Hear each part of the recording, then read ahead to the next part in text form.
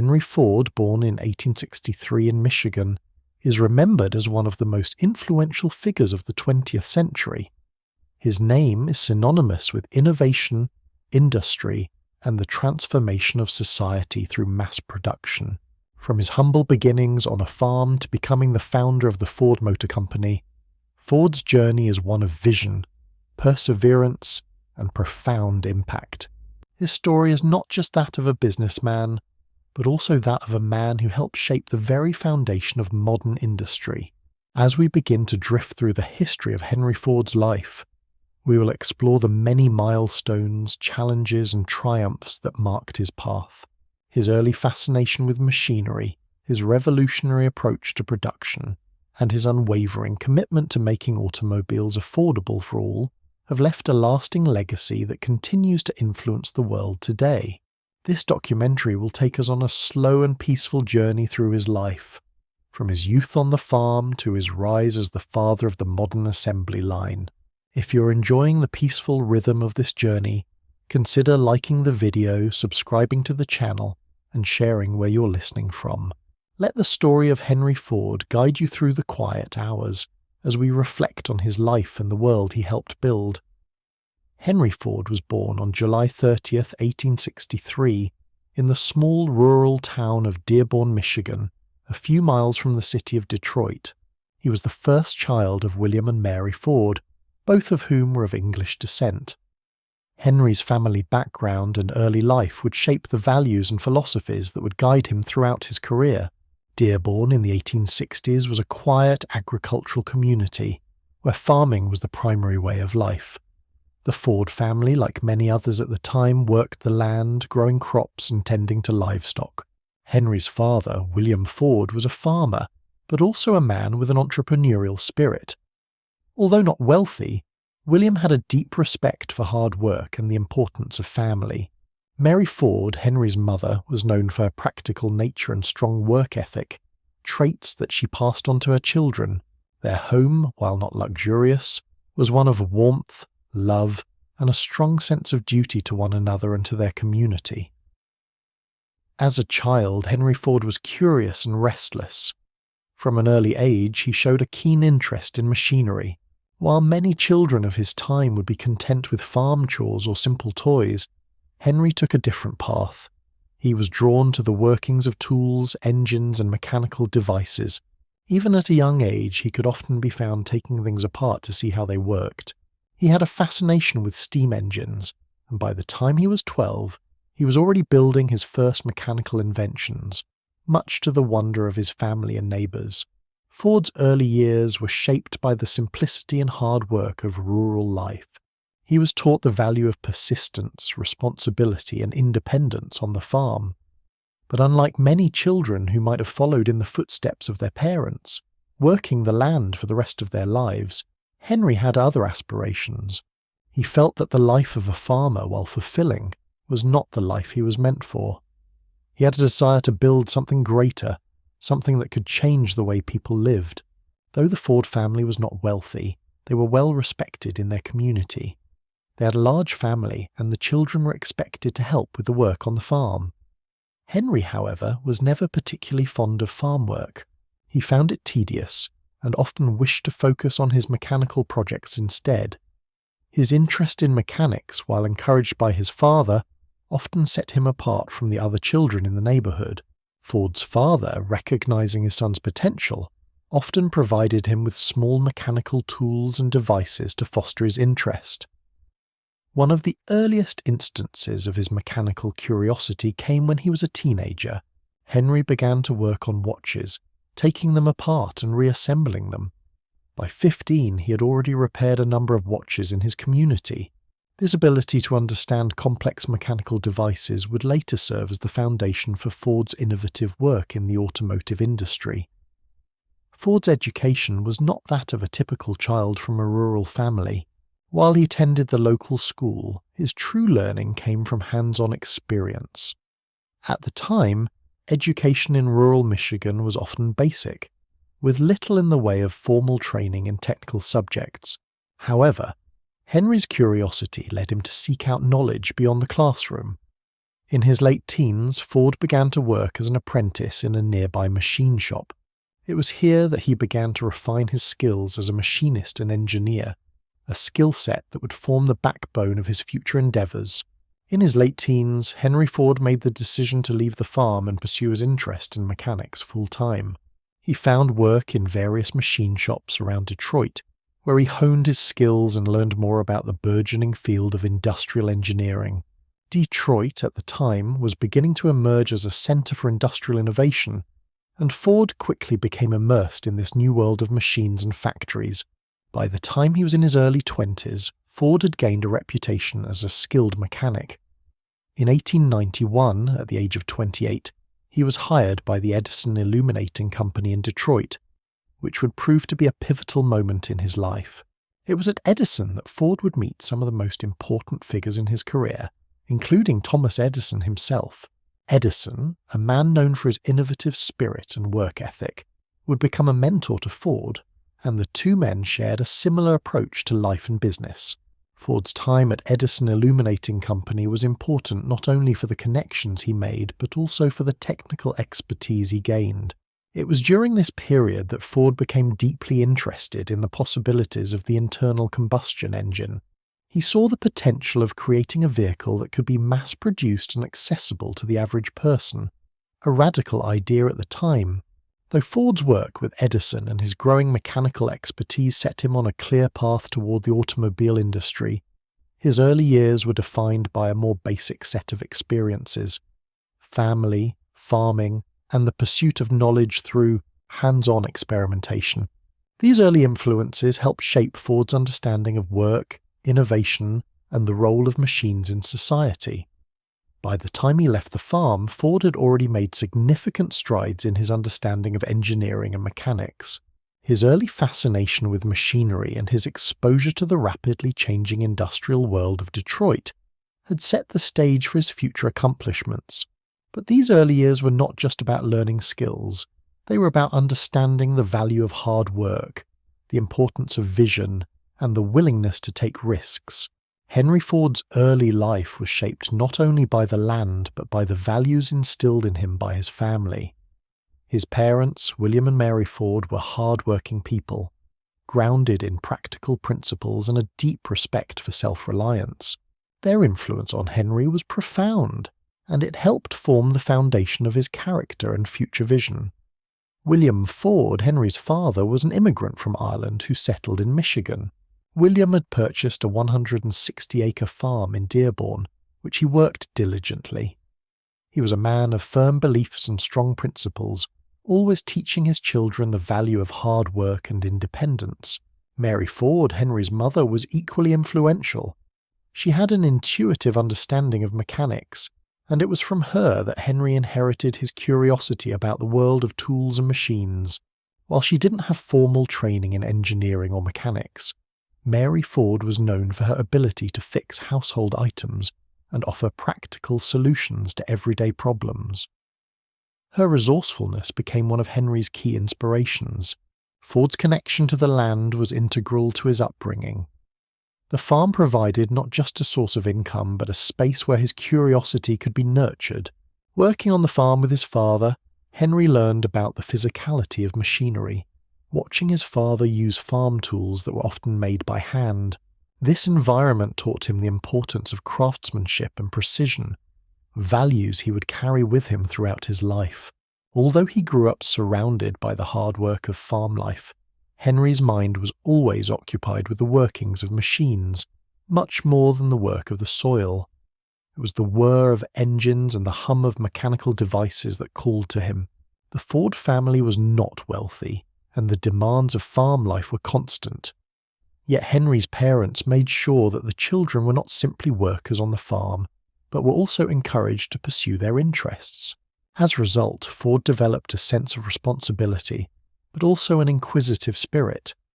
When he was not tending to animals or crops, he could often be found in the barn tinkering with tools, watches, and engines. Henry's early attempts to repair mechanical items, especially clocks and watches, allowed him to hone his skills and develop an understanding of how things worked. These formative experiences gave him a profound appreciation for the intricacies of machinery. Ford's inclination toward engineering and mechanics was not something that was widely celebrated in his community. It was common at the time for young men to take up farming or find work in manual labour. Henry, however, began to see his future elsewhere. He did not want to be confined to the farm, bound by its physical limitations. The work was rewarding, but Henry's restless energy made it clear that he sought a different path. His deep interest in machinery, which had begun as a hobby, now evolved into a passion that would dictate the course of his life. His family, recognizing his abilities, allowed him the space to pursue his interests. His father, while expecting Henry to take part in the day-to-day chores of the farm, was also supportive of his mechanical experiments. Ford's mechanical mind was nurtured in this environment, but it was the example of his parents' discipline and work ethic that helped him understand the importance of perseverance in the face of adversity. The Ford household was one of mutual respect and quiet determination. It was this environment that instilled in Henry the understanding that success was not simply about grand achievements, but the quiet, steady pursuit of one's goals. By the time Henry Ford was a teenager, he had built a small workshop in the barn, where he spent countless hours taking apart machines and reassembling them. He quickly became known in the area for his ability to repair broken-down equipment, whether it was a watch or a farm engine. His talent for mechanical work set him apart from other boys in the area, and by the age of 15 he'd repaired a number of clocks and mechanical devices for local families. This early reputation for being able to fix anything, coupled with his growing understanding of machines, shaped the course of his future. Although Henry Ford was drawn to machines, his education was not formal or extensive. He attended the local school for a few years, but the rural education system in Michigan at the time was limited, especially for children in farming communities. Ford was more interested in the hands-on knowledge he could gain from repairing equipment than in the subjects taught in the classroom. His real education came from the mechanical devices he worked with every day, and from the time he spent observing the way things operated. At 16, Ford left his family farm to begin an apprenticeship with a machinist in Detroit. This was a pivotal moment in his life. Moving to the city allowed him to escape the confines of farm life and step into the world of industry, where his curiosity and mechanical skills could truly flourish. Detroit at the time was a rapidly industrializing city, and Ford was eager to learn about the new machines being introduced to the marketplace. As a young apprentice, Ford spent long hours learning about engines, machines, and the latest industrial technologies. During his apprenticeship, Ford not only refined his skills as a machinist, but also began to think more deeply about the future of mechanical work. He believed that there had to be a way to make machinery more accessible to the masses, and he envisioned a world where everyone could own a car. Ford's time as an apprentice and the subsequent years spent working in various machine shops helped him develop the understanding of mass production techniques that would eventually revolutionize the automobile industry. However, it was his upbringing on the farm that remained central to his identity. The lessons he learned from his parents about the value of hard work and persistence stayed with him throughout his career. Ford's desire to innovate was rooted not only in his technical skills, but in his family's emphasis on self-sufficiency and determination. It was this combination of work ethic, mechanical ingenuity, and a sense of vision that would propel Henry Ford to heights few could have predicted. Henry Ford's formative years were marked by a constant drive to understand and master the mechanics of the world around him.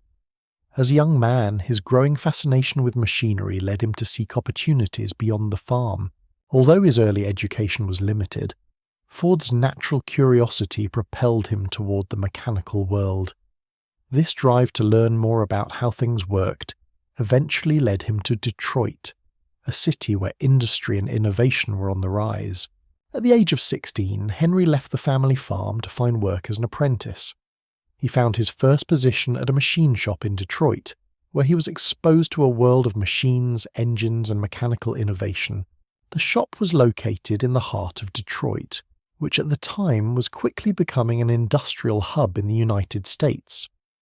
The city was a melting pot of ideas and technology, and Ford was eager to soak up everything he could. His work as an apprentice provided him with a practical education, one that was more valuable than any classroom learning. The machine shop allowed him to see firsthand the intricacies of mechanical devices. Ford was not just assembling parts.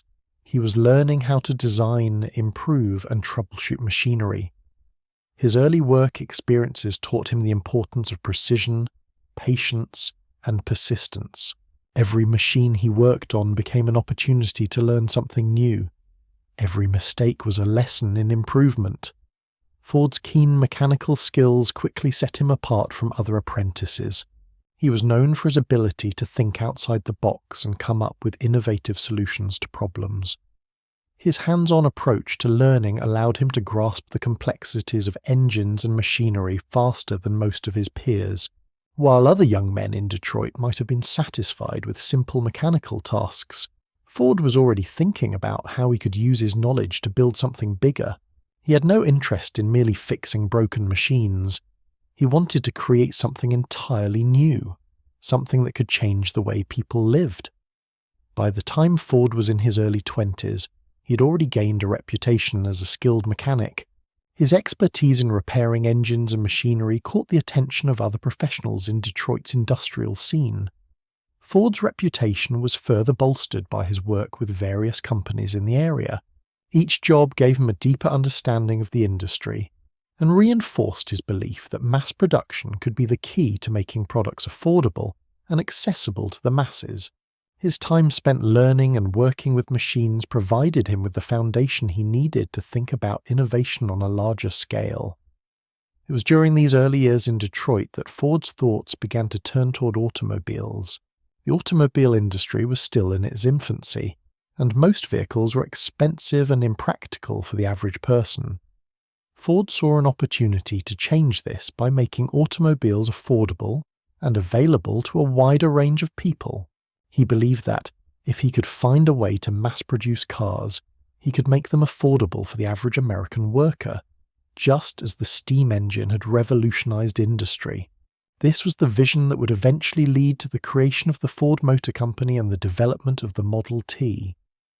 However, Ford's path to creating the Ford Motor Company wasn't a straight one. After working in Detroit's machine shops, Ford spent time working with the Edison Illuminating Company. There, he learned valuable skills that would prove crucial to his future work. At Edison, Ford was exposed to the latest electrical technologies, and he became fascinated with the possibilities of electrical engineering. His time at Edison not only helped him gain practical experience, but also gave him a sense of the importance of scientific innovation. It was here that Ford began to think more seriously about using technology to improve the world and make it more efficient. Ford's work at Edison was also significant because it marked the beginning of a professional relationship with Thomas Edison himself. Edison, a man who had already revolutionized the world with his inventions, would become a mentor and an inspiration to Ford. The two men shared a similar vision. They both believed in the power of technology to improve the lives of ordinary people. Edison's influence on Ford was profound. Ford admired Edison's work ethic and his ability to turn ideas into practical inventions. Edison's success showed Ford that it was possible to change the world through innovation, and Ford was determined to do just that. Although Ford's early work experiences were valuable, they also helped him understand the limitations of traditional manufacturing processes. Ford recognized that the automobile industry, like many other industries at the time, was inefficient. Cars were still expensive to produce, and the processes used to make them were slow and labor-intensive. Ford believed that by applying the principles of mass production to automobile manufacturing, he could revolutionize the industry and make cars affordable for the average American. It was this belief that would drive him to develop the assembly line, a breakthrough that would change the world. During his time at Edison, Ford also became involved in the development of early experimental cars. He began to build and refine his own automobiles, learning from the mistakes of other automobile manufacturers. He knew that the key to success lay in creating a car that could be produced in large numbers and sold at a price that would make it accessible to everyone.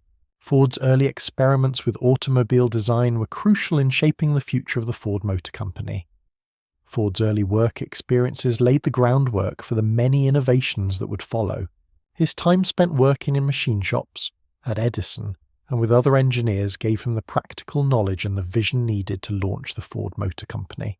However, it was his drive to innovate and make the world a better place that truly set him apart. His work in Detroit, combined with his exposure to new technologies, gave him the tools he needed to revolutionize the automobile industry and ultimately change the world. The industrial landscape of Detroit in the late 19th century was bustling with activity and innovation, making it the perfect place for young Henry Ford to realize his ambitions. Ford had spent several years as an apprentice in various machine shops, and now, at the age of 20, he was ready to make his mark on the world.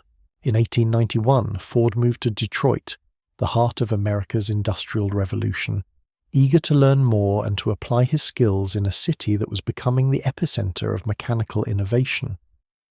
Detroit in the 1890s was an exciting and vibrant city. It was home to a growing number of factories, iron mills and assembly shops, and the automobile industry was beginning to take root. Though still in its infancy, the automobile was rapidly becoming a point of fascination for inventors and entrepreneurs alike. For Ford, the move to Detroit was an opportunity to immerse himself in this new world of automotive technology. Ford quickly found work as an engineer at the Edison Illuminating Company, which was also based in Detroit. The Edison Company provided him with steady employment and the opportunity to work with some of the most advanced electrical technologies of the time. However, it was not the work at Edison that would define Ford's future, but rather the network of connections and experiences he gained while working there. Edison's influence on Ford would be far-reaching. Ford was deeply impressed by Edison's approach to innovation. Edison believed in the power of technology to improve everyday life, and he was driven by the same sense of mission that would come to define Ford's own career.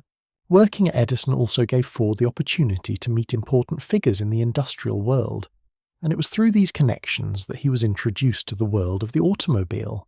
Ford began to experiment with early car designs in his spare time, but it wasn't until 1896 that he would make his first breakthrough. In that year, Ford completed his first gasoline-powered car, the quadricycle. This small, four-wheeled vehicle marked the beginning of Ford's long journey toward transforming the automobile industry. The quadricycle was a simple vehicle by modern standards, consisting of a four-wheel chassis powered by a gasoline engine. Despite its simplicity, the quadricycle was a significant achievement, not only because it demonstrated Ford's engineering abilities, but also because it marked the beginning of his quest to make automobiles more accessible to the general public. The quadricycle was a crude and somewhat unstable vehicle, but it proved to Ford that a motorized vehicle could be practical. The experience of building this first car solidified Ford's desire to pursue automobile manufacturing and set him on the path to creating the Ford Motor Company. Ford's early experiments with automobile design and engineering were crucial in helping him understand the possibilities and limitations of the emerging industry. In the years that followed, Ford worked tirelessly to improve his designs, focusing on reliability, affordability, and ease of mass production. It was during this time that he began to see the potential for revolutionizing the way cars were made. Ford understood that, in order for the automobile to become truly accessible to the masses, it had to be produced efficiently and inexpensively. In 1903, Ford founded the Ford Motor Company, a decision that would ultimately change the course of history. The company was built on the vision of producing affordable automobiles that could be owned by average American families. From the outset, Ford was determined to use the latest technologies and techniques to create cars that were not only affordable, but also high quality and reliable. The company's first major success came with the production of the Model A, which was introduced in 1903. The Model A was a marked improvement over Ford's earlier designs, featuring a more powerful engine, better materials, and improved overall performance. Although the Model A was a success, It was the next vehicle produced by Ford that would truly change the world. Ford's vision for an affordable automobile for the masses began to take shape with the introduction of the Model T in 1908. The Model T was a revolutionary vehicle in many ways. It was the first car to be produced using assembly line methods, which Ford had developed and refined in the years leading up to its release. The assembly line allowed Ford to produce cars more quickly and efficiently than ever before, drastically reducing the cost of production and making the car affordable to a wider audience. The introduction of the Model T was a turning point in the history of the automobile industry. Not only did it make cars affordable for the average American, but it also set the standard for mass production in the automotive industry. Ford's innovations in assembly line production allowed the company to build cars at a rate that had never been seen before, while maintaining high levels of quality. The Model T quickly became the best-selling car in America and cemented Ford's place as a leader in the automobile industry. Ford's ability to create a mass-market automobile was not just a testament to his engineering skills, but also to his understanding of the social and economic needs of the time. Ford recognized that the success of the Model T would depend not only on its design and affordability, but also on its ability to meet the needs of the everyday American worker. In an era where automobiles were often seen as a luxury for the wealthy, Ford's vision was revolutionary. He believed that the automobile could become an essential tool for everyday life, improving the mobility and independence of working-class Americans. With the success of the Model T, Ford's influence on the automobile industry became undeniable. His commitment to mass production, his innovative use of the assembly line, and his focus on affordability made him a household name. However, Ford's work didn't stop with the Model T. His continued push for innovation and efficiency would lead to further advancements in manufacturing and automotive design, laying the foundation for the modern automobile industry as we know it today. In 1899, long before the Ford Motor Company as we know it today was established, Henry Ford was deeply involved in the world of automobile manufacturing. His first major venture into the automobile industry was the founding of the Detroit Automobile Company. It was in this company that Ford took his first steps toward realizing his dream of mass-producing cars. However, the journey to success was far from smooth. Ford was not new to the automobile world by the time he created the Detroit Automobile Company. He had already begun working on prototypes for automobiles that could be mass-produced. The success of his early experiments with the quadricycle in 1896, combined with his growing understanding of engineering and mechanics, gave him the confidence to move forward in starting a company that would eventually build cars. Ford was determined to create a car that was more reliable and more practical than the ones that were being built at the time. Many early automobile manufacturers were focused on building luxury vehicles, which were expensive and inaccessible to the average person. Ford, however, saw an opportunity to build something different, a car that could be made at an affordable price and could serve the needs of ordinary people. The Detroit Automobile Company was founded in 1899 with this vision in mind. Ford had high hopes for the company and its ability to revolutionize the automobile industry. However, the company faced a number of challenges from the start. One of the primary issues was Ford's insistence on creating high-quality products at a lower cost, which often clashed with the financial and business interests of his investors. The company was initially supported by a group of investors who shared Ford's enthusiasm for the automobile, but were more concerned with making profits than with developing Ford's ideas for mass production. They wanted to see a faster return on their investment and pressured Ford to produce cars quickly, even if it meant compromising on quality.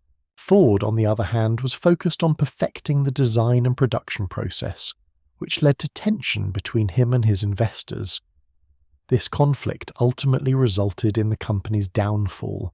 After just a few years of operation, the Detroit Automobile Company folded in 1901, and Ford was left with little more than a series of lessons learned. However, this early failure did not discourage Ford. In fact, it only strengthened his resolve to continue his work in the automobile industry. Ford realized that he needed to take greater control over the design and production of his vehicles If he was to succeed in his vision of making cars affordable for the average person, the lessons he learned from this first venture would help shape the next steps of his journey. Though the Detroit Automobile Company failed, it was not a complete loss for Ford. It gave him valuable experience in the world of business and provided him with the knowledge of what not to do in the future. Ford's insistence on producing high-quality cars, even at the expense of profit, became one of his guiding principles. He learned that the key to success was not only building cars that were affordable, but also ensuring that they were built to last. After the failure of the Detroit Automobile Company, Ford began to shift his focus to a more personal and hands-on approach to automobile production. He realized that in order to bring his vision to life, he would need to build a company that could work more efficiently and produce cars in larger quantities. This vision led to the creation of the Ford Motor Company in 1903. The foundation of this new company was built on the lessons Ford had learned from his first venture, as well as his deep commitment to the idea that cars should be accessible to everyone. Ford's persistence and unwavering belief in his ideas set him apart from other automobile manufacturers. While many of his contemporaries focused on creating luxury vehicles for the wealthy, Ford's goal was to build a car that could be produced in large numbers and sold at a price that would make it available to the general public. This vision, along with his lessons learned from the Detroit Automobile Company, laid the groundwork for the future success of the Ford Motor Company. The failure of the Detroit Automobile Company may have been a setback, but it was also a necessary step in Ford's journey toward revolutionizing the automobile industry. Ford was no longer just a mechanic, he was becoming a businessman with a vision. His ability to learn from his mistakes and remain focused on his long-term goals would be critical in the years to come. Ford's early days with the Detroit Automobile Company showed him that building a successful business required not only technical expertise, but also a deep understanding of how to manage a company, balance the interest of investors, and maintain a commitment to quality. These lessons would serve him well as he moved forward, ultimately leading to the founding of the Ford Motor Company, which would go on to change the course of history.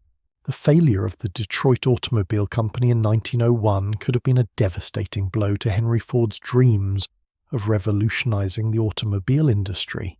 However, rather than seeing it as a setback, Ford viewed it as an essential part of his learning process. The lessons he learned from this early failure would be pivotal in shaping his future success. Ford realized that for his vision to succeed, he needed greater control over the design, production, and management of his vehicles. With a deeper understanding of the complexities of the automobile business, Ford was determined to try again. In 1903, after learning from the mistakes of his previous venture, Ford set out to establish a new company, the Ford Motor Company. This time, Ford would maintain greater control over both the production process and the direction of the company. He was more experienced, more focused, and perhaps most importantly, more confident in his vision for an affordable and mass-produced automobile. The Ford Motor Company was founded with the goal of producing cars that could be owned by ordinary people, cars that were not just for the wealthy elite, but for the American worker. Ford's aim was to design vehicles that were affordable, reliable, and practical. The company's early days were marked by careful planning and a commitment to producing high-quality cars that could be mass-produced efficiently. One of Ford's first major achievements after founding the company was securing the necessary funding to get the business off the ground. He succeeded in attracting investors who shared his vision, and he was able to raise enough capital to begin production. The company's first vehicle, the Model A, was introduced in 1903. Though it was a significant step forward, the Model A was just the beginning. Ford knew that in order to truly change the industry, he would have to develop a car that could be produced in large numbers, with a price point low enough to be accessible to the average American. Ford's approach to manufacturing was revolutionary. He recognized that the key to mass production lay not in making each car by hand, but in developing a system that could produce many cars at once, with each one made quickly and efficiently. The traditional way of building cars involved a slow and painstaking process, with each part being carefully crafted and assembled by hand. This method made automobiles expensive and limited their availability. Ford saw an opportunity to change that by applying the principles of mass production to automobile manufacturing. With the introduction of the Model T in 1908, Ford was able to make the dream of mass-produced automobiles a reality. The Model T was designed to be simple, durable, and most importantly affordable. Its production process was carefully crafted to maximize efficiency. Ford introduced new techniques and systems that would allow cars to be produced on a much larger scale than ever before. In particular, Ford's development of the moving assembly line was a breakthrough that would change not just the automobile industry, but the entire manufacturing world. The moving assembly line was a game-changing innovation that allowed Ford to produce cars at an unprecedented rate. Instead of relying on workers to assemble each car from start to finish, the assembly line divided the process into smaller, more manageable tasks. Each worker was responsible for a single part of the assembly process, and the car would move along the line as each task was completed. This method dramatically reduced the amount of time it took to produce a single car and allowed Ford to build cars more quickly and efficiently. The moving assembly line also had a profound impact on the cost of production. By increasing the speed of production, Ford was able to reduce the overall cost of making each car. This reduction in cost made the Model T affordable for a much larger segment of the population. Ford's commitment to making the car affordable for the average American worker was evident in the price point of the Model T. When it was first introduced, the car cost just $850, a price that was within reach for many families. The success of the Model T was a turning point for both the Ford Motor Company and the automobile industry as a whole. The Model T quickly became the best-selling car in America, and its production numbers soared. By 1914, the Ford Motor Company had produced over 250,000 Model Ts, and the company's growth was nothing short of extraordinary. Ford's vision for mass production had succeeded, and the world of automobiles was forever changed. Ford's ability to make automobiles affordable and accessible to the general public made him a household name.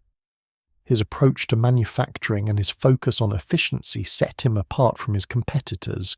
While other manufacturers were still focused on producing expensive luxury cars, Ford's commitment to the working-class consumer helped to reshape the automobile market. The Model T became a symbol of innovation and accessibility, and it played a major role in transforming American society. The success of the Ford Motor Company was not just about creating a popular car. It was about building a company that could produce vehicles at scale and offer them at a price that made them accessible to everyday people. Ford's approach to manufacturing and his unwavering commitment to his vision allowed him to create a company that would shape the future of the automobile industry for years to come. His early days with the Ford Motor Company were marked by hard work, determination, and a relentless drive to make the automobile an essential part of everyday life. The Ford Motor Company, under Henry Ford's leadership, found early success with its first major production model, the Model A, which was introduced in 1903. Although the Model A was not as groundbreaking as the later Model T, it marked an important milestone in Ford's journey toward revolutionizing the automobile industry. Ford's philosophy of making cars affordable for the average American was already taking shape with the Model A, but it was the Model T that would truly define the company's success. The Model A was a significant step forward from Ford's earlier experiments, such as the quadricycle and the various prototypes he had developed in his quest to build a practical, reliable vehicle. The Model A featured several improvements, such as a more durable engine, an easier-to-drive design, and a sturdier frame. However, the car was still relatively expensive, especially compared to the price of earlier models produced by other manufacturers. Despite this, the Model A helped establish Ford's reputation as an innovator in the automobile industry. Ford was committed to making vehicles that were not just functional, but also accessible to the working-class American family. His goal with the Model A was to create a car that could be mass-produced, just as other products were being made in large quantities. At the time, most automobiles were still luxury items, built for the wealthy elite.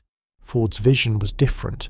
He wanted to build a car that would be affordable and practical for everyday use, especially for the average American worker.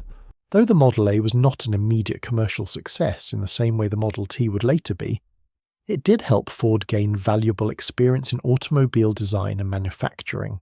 The company refined its processes during the production of the Model A, learning how to streamline the manufacturing process and improve the overall quality of the vehicles. Ford's focus on producing durable, reliable cars was evident in the early days of the Model A's production, and it set the foundation for the future success of the company. The introduction of the Model A also helped Ford gain a foothold in the rapidly growing automobile market. As Ford's company became more established, Ford himself began to focus on improving his vehicles even further. He recognized that the Model A was still too expensive for many working-class families, and he set out to develop a vehicle that could be sold at a much lower price. This vision would eventually lead to the creation of the Model T, which would change the course of history. Though Ford had seen early success with the Model A, it was clear that the automobile market was changing. Competition was rising, and other manufacturers were beginning to introduce vehicles that were more affordable and practical. Ford's response to this shift in the market was the Model T, a vehicle that would not only become the best-selling car in the world, but also revolutionize the entire automobile industry. The Model T would be Ford's crowning achievement, built on the lessons he learned during the production of the Model A. In many ways, the Model A was an important stepping stone for Ford and the Ford Motor Company. The car helped to establish Ford as a major player in the automobile industry, and served as a precursor to the more affordable, mass-produced vehicles that would follow. While it may not have achieved the same level of success as the Model T, the Model A represented a significant leap forward in terms of both design and manufacturing. It also showed Ford's commitment to making cars that could serve the needs of everyday people, rather than just the wealthy elite. Ford's success with the Model A would lay the groundwork for his future achievements.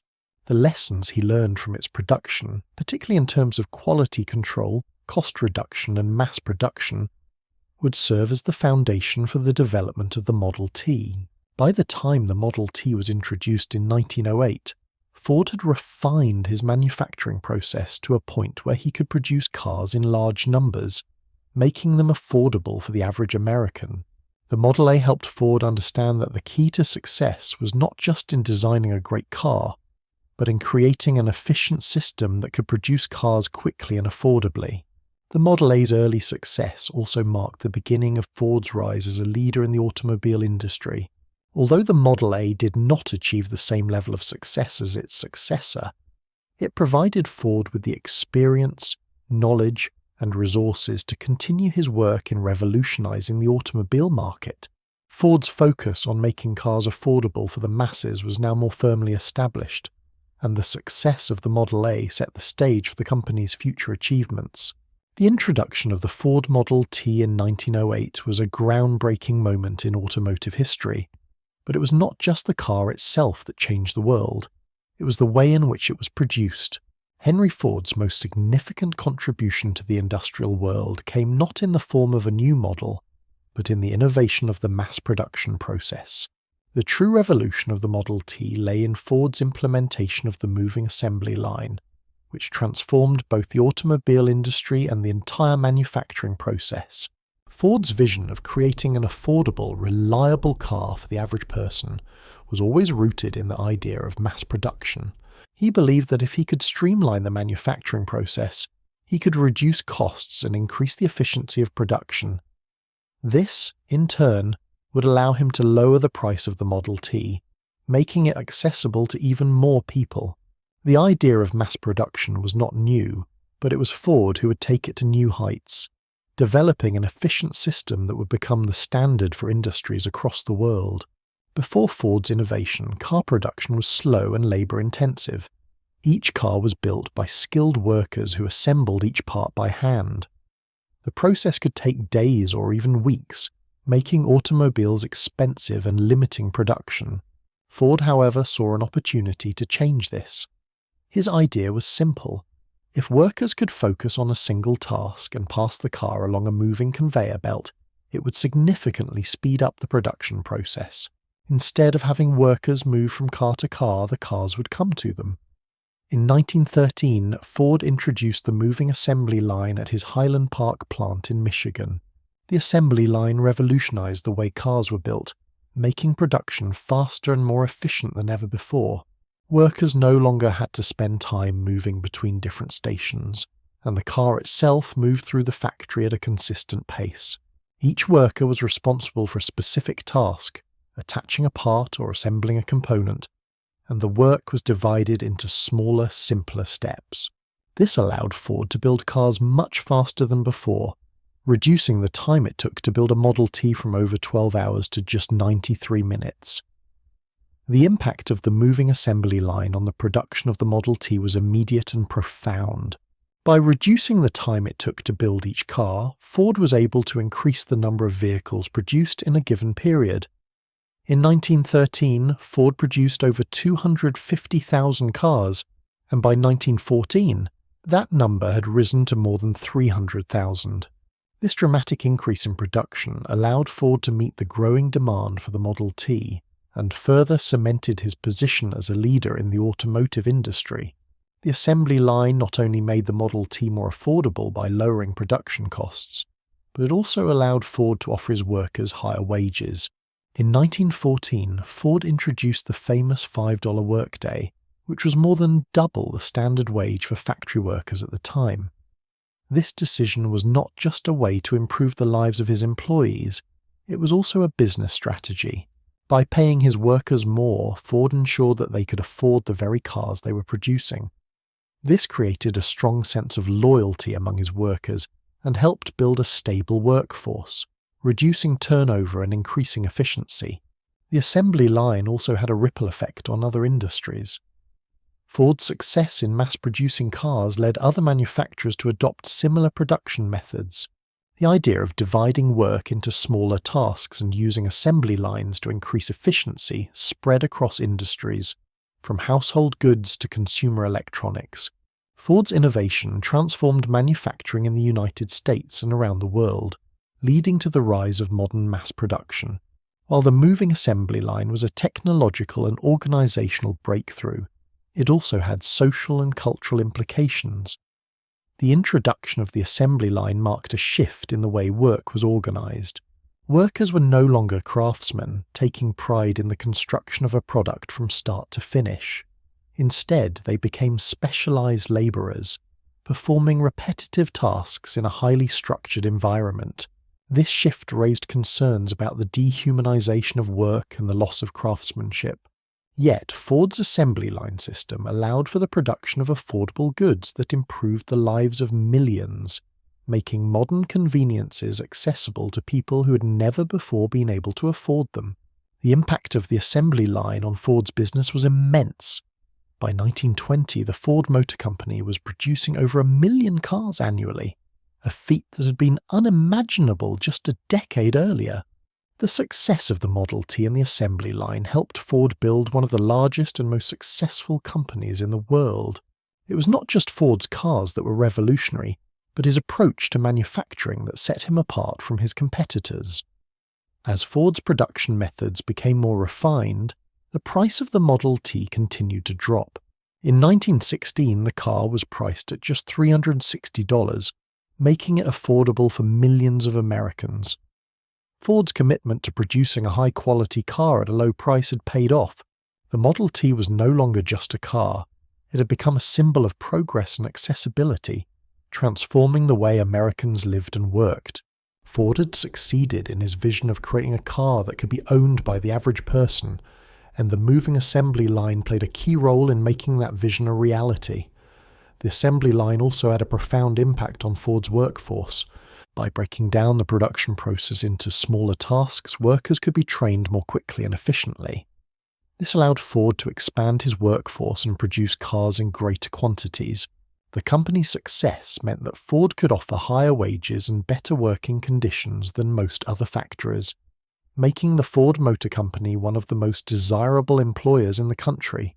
In 1914, Henry Ford made a decision that would set him apart not just as a businessman, but as a progressive employer in the industrial world.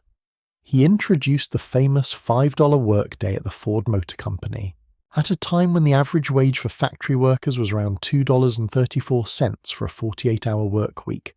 Ford's decision was both bold and unprecedented. It was a move that would not only revolutionize labor relations within his company, but also have far-reaching effects on industrial practices across the United States. Ford's $5 workday was not just about raising wages. It was a calculated business strategy that aligned with his belief in the importance of the worker. Ford had a vision of mass production not only as a means to make affordable cars, but also as a way to improve the lives of those who worked for him. He understood that if he paid his workers better wages, they would have the financial means to purchase the very cars they were producing. By paying workers more, he also hoped to reduce turnover and increase the quality of work by fostering a sense of loyalty and job satisfaction. The $5 workday was revolutionary for several reasons. First, it was one of the highest wages offered to factory workers at the time. Second, it was a recognition that fair compensation was not just an ethical consideration, but a necessary one for the health of the business. Ford's decision to raise wages was also a response to the growing unrest among workers. During the early 20th century, factory conditions were often harsh, with long hours, dangerous working environments, and low pay. Workers in other industries were frequently striking for better conditions and higher wages. Ford, however, sought to create an environment where his employees could thrive and find stability. Ford's decision to offer the $5 workday was also part of his broader philosophy of improving the quality of life for his workers. He introduced several other initiatives that contributed to their well-being, including paid vacations, healthcare benefits, and company-sponsored housing. Ford believed that by caring for his workers, he could create a more productive and loyal workforce. His efforts to improve worker welfare set him apart from many other industrialists of the time, who often viewed workers as little more than tools in the production process. The $5 workday also had a significant impact on the broader labor movement in the United States. Ford's move was seen as a model of how businesses could improve the lives of their workers without sacrificing profits. Other companies began to adopt similar practices, though few matched Ford's commitment to workers' welfare. Ford's success in raising wages and improving conditions in his factories helped to change the way Americans thought about labor. It was not just about making a profit. It was about creating a system where everyone could benefit from industrial progress. The introduction of the $5 workday had a dramatic effect on the Ford Motor Company's workforce. The policy helped to reduce turnover rates, as workers who were paid better wages were more likely to remain in their jobs. Ford's company became known for its stable and skilled workforce, which translated into higher productivity and greater output. With the increased wages, workers were also able to buy more goods, including automobiles, further contributing to the growth of the company. Ford had created a cycle of prosperity in which higher wages led to increased productivity, which in turn led to more sales, which allowed for further wage increases. The $5 workday was not just a financial decision, it was a cultural shift. Ford's initiative changed the way workers viewed their jobs and their place within the company. Ford saw himself as a benevolent employer, and while his approach to worker welfare was rooted in business strategy, it also reflected his belief in the dignity of work. Ford's commitment to paying fair wages and improving working conditions helped to shape the modern industrial workforce, and his policies were seen as a precursor to the labor rights movements that would gain momentum in the years to come. However, the $5 workday was not without its critics. Some saw it as a publicity stunt, designed to improve Ford's public image and attract better workers. Others questioned whether Ford's policy was sustainable in the long term. Despite these criticisms, Ford remained steadfast in his belief that paying workers well was an essential part of his business philosophy. The $5 workday, along with the other worker-friendly policies Ford introduced, became a defining feature of the Ford Motor Company and contributed to its success in the years that followed. Ford's approach to worker welfare was also linked to his broader vision for the company. Ford believed in the power of innovation, not only in technology, but in the way businesses interacted with their employees. He saw the relationship between employer and employee as a partnership, where both sides could benefit from the success of the business. His focus on creating a stable, well-compensated workforce allowed Ford to build a company that was not only financially successful, but also respected for its treatment of its workers. In the years following the introduction of the $5 workday, Ford's company continued to grow and expand. The success of the Model T, combined with the stability provided by a loyal and well-paid workforce, allowed the Ford Motor Company to dominate the automotive industry. Ford's innovations in manufacturing and labor practices set the standard for the rest of the industry and helped to lay the foundation for the modern American economy. The Ford Model T, introduced in 1908, would go on to become one of the most influential cars in automotive history. Not only did it change the automobile industry, but it also had a profound effect on American society and the global economy. Ford's vision for the Model T was simple: to create an affordable, reliable vehicle that could be mass-produced, allowing ordinary people, especially the working class, to own a car. The Model T was the culmination of Ford's commitment to mass production and his belief that technology should be used to improve the lives of the common man. Before the Model T, automobiles were a luxury item, built primarily for the wealthy. They were expensive to produce, and only the richest Americans could afford them. Ford recognized the need for a car that was not just for the elite, but for the average person. He wanted to create a car that could be affordable, reliable, and easy to maintain. The Model T was built with these goals in mind, and it quickly became a symbol of Ford's ability to make automobiles accessible to the masses. One of the key innovations of the Model T was its simplicity. Ford understood that in order to keep costs low and production efficient, the car needed to be easy to assemble and maintain. The Model T was designed with a basic structure that could be easily repaired with minimal tools. This made the car affordable not only to purchase but also to maintain, which was a key selling point for working-class families. The car was made of durable materials, and its straightforward design allowed it to withstand the rough conditions of rural America, where many of Ford's customers lived. The Model T's affordability was one of the major factors that contributed to its success. When it was first introduced, the Model T was priced at $850, a relatively low cost for a car at the time. However, Ford's mass production techniques, especially the moving assembly line, allowed the price to drop significantly. By the time the Model T was discontinued in 1927, the price had fallen to just $290. This dramatic reduction in price made the Model T accessible to millions of people who had never before considered owning a car. The Model T's affordability and reliability changed the way people viewed transportation, and it opened up new possibilities for personal mobility. The Model T's success was also due in large part to the efficiency of Ford's assembly line. The introduction of the moving assembly line in 1913 revolutionized the way cars were made. The assembly line allowed Ford to produce cars faster and more efficiently than any other manufacturer at the time. It also enabled Ford to pay his workers higher wages, as the increased efficiency allowed the company to produce more cars at lower cost. The moving assembly line was a breakthrough in manufacturing that not only made the Model T affordable, but also set a new standard for industrial production worldwide. As Ford's production increased, so did the demand for the Model T. By 1918, nearly half of all cars on the road in America were Model Ts. The car had become a ubiquitous part of American life, and it was no longer seen as a luxury item but as a practical tool for everyday use. The Model T allowed people to travel farther and faster than ever before, opening up new opportunities for work, leisure, and social interaction. It gave people the freedom to explore, to visit family, to work in different towns, and to live farther from city centres.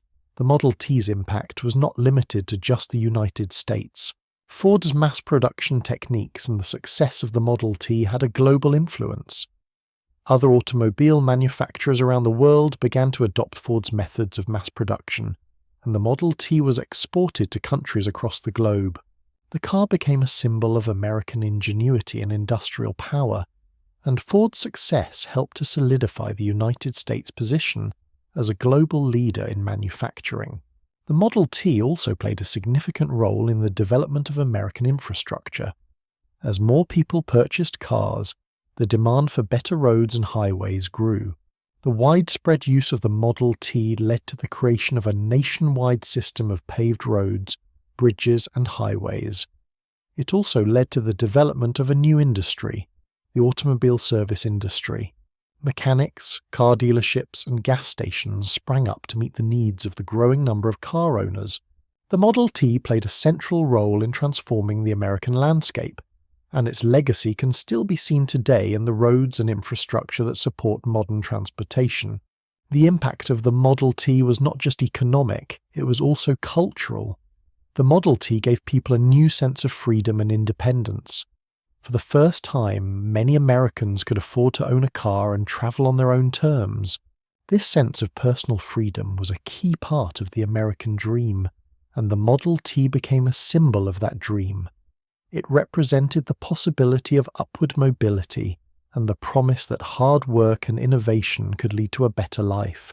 Ford's success with the Model T also cemented his place in history as one of the most important industrialists of the 20th century.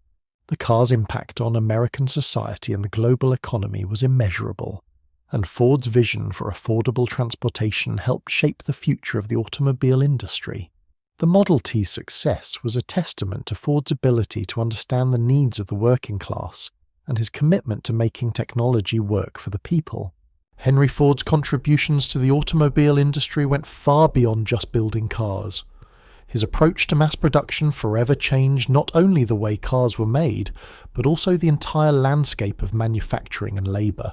Ford's innovations in manufacturing processes made it possible to produce affordable cars for the masses, but they also had a profound impact on the American workforce, shaping the labour market and the way workers viewed their roles within the industrial system. At the core of Ford's success was his revolutionary approach to mass production. Prior to Ford's introduction of the moving assembly line in 1913, manufacturing was labour-intensive and slow. Each worker had to perform multiple tasks, and the process of building a car could take days or even weeks. Ford's innovation was to break down the assembly process into smaller, more specialised tasks, each performed by a worker on the assembly line. This division of labour increased efficiency and sped up production dramatically. What once took hours or days now took minutes. The impact of this shift was enormous. The introduction of the moving assembly line allowed Ford to increase his production rate from 12 cars a day to over 1,000 by the end of the first year. This efficiency also reduced the cost of production, making it possible for Ford to sell cars at a much lower price. The Model T, which once cost $850, eventually dropped to under $300. This was a price point that made the car accessible to millions of Americans, especially the working class. Ford's ability to produce cars in high volumes at a low cost reshaped the economy, making the automobile an essential part of American life and contributing to the growth of the American middle class. However, mass production also had significant effects on the workforce. While Ford's new manufacturing processes were more efficient, they also meant that workers' roles became more specialised.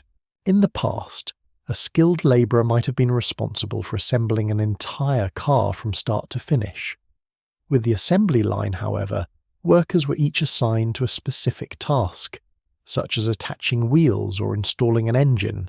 These tasks were repetitive and required little skill, leading to the rise of assembly line workers performing one job for hours or days on end. This shift towards specialisation had mixed effects on the workforce. On one hand, it made the production process more efficient, allowing Ford to keep prices low and meet the growing demand for the Model T. On the other hand, it led to a sense of monotony and dissatisfaction among workers. Assembly line workers were no longer craftsmen. They were part of a larger mechanical system, performing repetitive tasks without the sense of accomplishment that came with more varied work. Ford recognized the potential downsides of this system and sought to address them in a way that few other industrialists of the time did. He believed that workers should be treated with dignity and respect, and that the success of his business depended on the well-being of his employees. In 1914, Ford introduced the $5 workday, which was more than double the average wage for factory workers at the time. This bold move was not only a way to improve workers' lives but also a strategic business decision. By offering higher wages, Ford hoped to reduce turnover, improve morale, and ensure that his workers could afford the cars they were producing. The $5 workday had a profound impact on the American workforce. It raised wages for thousands of workers, allowing them to live more comfortably and contribute to the growing consumer economy. It also helped Ford retain skilled workers and reduce the high turnover rates that were common in factories at the time. Ford's commitment to paying his workers better wages was part of his broader vision for a stable and productive workforce. He saw the health and happiness of his workers as essential to the success of his business. Ford's approach to labor was unique for its time, and it set a standard that other manufacturers would eventually follow. His willingness to pay his workers well and treat them with respect was a key factor in the success of the Ford Motor Company. In return for better wages and benefits, Ford expected his workers to be loyal, disciplined, and productive. This bargain, higher wages in exchange for greater efficiency, became the foundation of the company's labor philosophy. While Ford's innovations in mass production were transformative, they also highlighted some of the tensions between labor and management that would shape the American industrial landscape for decades. Ford's focus on efficiency and low-cost production often came at the expense of workers' autonomy and job satisfaction. The repetitive nature of assembly line work and the mechanization of the production process made it difficult for workers to feel a sense of ownership or pride in their work. This led to tensions within the workforce, and many workers began to demand better working conditions and greater control over their labor. Despite these challenges, Ford's commitment to improving the lives of his workers set a precedent for the future of industrial labor. His policies and practices were not without criticism, but they helped establish a new model for how workers should be treated in the modern economy. Ford's innovations in mass production, coupled with his emphasis on worker welfare, helped shape the course of American industry and played a significant role in the development of the modern American middle class. The success of the Ford Motor Company and the widespread adoption of Ford's mass production techniques transformed the American workforce and society. Ford had not only revolutionized the automobile industry, but had also changed the way people thought about work, wages, and the role of labor in a modern industrial economy. The rise of mass production, fueled by Ford's innovations, created new opportunities for millions of workers, leading to an era of unprecedented economic growth and prosperity in the United States. By the early 1920s, Henry Ford had already transformed the Ford Motor Company into one of the most successful and influential companies in the world. The Model T was a resounding success, not just as a car, but as a symbol of American ingenuity and mass production. Ford's commitment to affordability, efficiency, and innovation had allowed the company to grow rapidly, and it was now producing more cars than any other manufacturer in the United States. The Ford Motor Company had become synonymous with progress, modernity, and the democratization of transportation. However, as the company grew, so too did the challenges Ford faced. While the Model T was incredibly popular, it was also beginning to show signs of age. The car's design, which had been revolutionary when it was introduced in 1908, was becoming outdated by the 1920s. Other automobile manufacturers were introducing newer, more advanced models, and Ford realized that in order to maintain the company's dominance, he would need to evolve. The first major shift in Ford's strategy came with the introduction of the Model A in 1927, a more modern and sophisticated car that would replace the Model T. Ford had always been committed to making cars that were simple, reliable, and affordable. but the Model A was more advanced in terms of design and engineering. It was faster, more powerful, and had more modern features than the Model T. The Model A was a hit with consumers, and its introduction marked the beginning of a new era for the Ford Motor Company. The success of the Model A was crucial in cementing Ford's reputation as an innovator and a leader in the automotive industry. But while the company was thriving, Ford himself was also undergoing personal and philosophical changes. Ford had always been driven by a deep sense of responsibility to his workers and to the American public. He saw himself not just as a businessman, but as someone who had the power to improve society. His commitment to social welfare, worker rights, and community building continued to be a central part of his vision for the company. As the Ford Motor Company grew, Ford also began to expand his business operations. In 1917, Ford purchased the vast Rouge River plant in Michigan, one of the largest and most advanced industrial complexes in the world at the time. The Rouge plant became the heart of Ford's manufacturing empire, where raw materials were turned into finished products through a highly integrated production process. The plant not only produced cars but also steel, glass, rubber, and other essential materials. The Rouge plant exemplified Ford's belief in vertical integration, controlling every aspect of production from start to finish. The Rouge plant was a symbol of Ford's approach to business, which was characterized by his belief in efficiency, self-reliance, and control. Ford wanted to ensure that the company had the resources it needed to produce cars at a lower cost, and the Rouge plant allowed him to do just that. The plant was also a testament to Ford's commitment to innovation. It was home to some of the most advanced manufacturing techniques in the world and helped to set the standard for industrial production. The Rouge plant's size and complexity made it a marvel of the industrial world, and it played a crucial role in the success of the Ford Motor Company in the 1920s. Ford's commitment to innovation was not limited to the factory floor. He also sought to improve the way cars were sold and marketed. Ford introduced a number of innovations in the way cars were distributed, including a network of Ford dealerships that allowed customers to easily purchase and service their vehicles. The Ford Motor Company also became one of the first companies to implement a national advertising campaign, using print media and radio to reach a broader audience. These efforts helped to increase the visibility of the Ford brand and contributed to the company's rapid growth. As the Ford Motor Company continued to expand, Ford also began to diversify his business interests. He was involved in a number of other ventures, including the creation of the Ford Foundation, which focused on promoting social welfare and education. Ford's philanthropic efforts reflected his belief in the importance of giving back to society, and they helped to strengthen his legacy as both an industrialist and a social reformer. Despite the success of the Ford Motor Company, Ford faced challenges in the 1920s that tested his leadership. As the economy began to change and consumer preferences shifted, Ford found himself at odds with some of his business partners and employees. He was also facing growing competition from other automobile manufacturers who were introducing more advanced models and marketing strategies.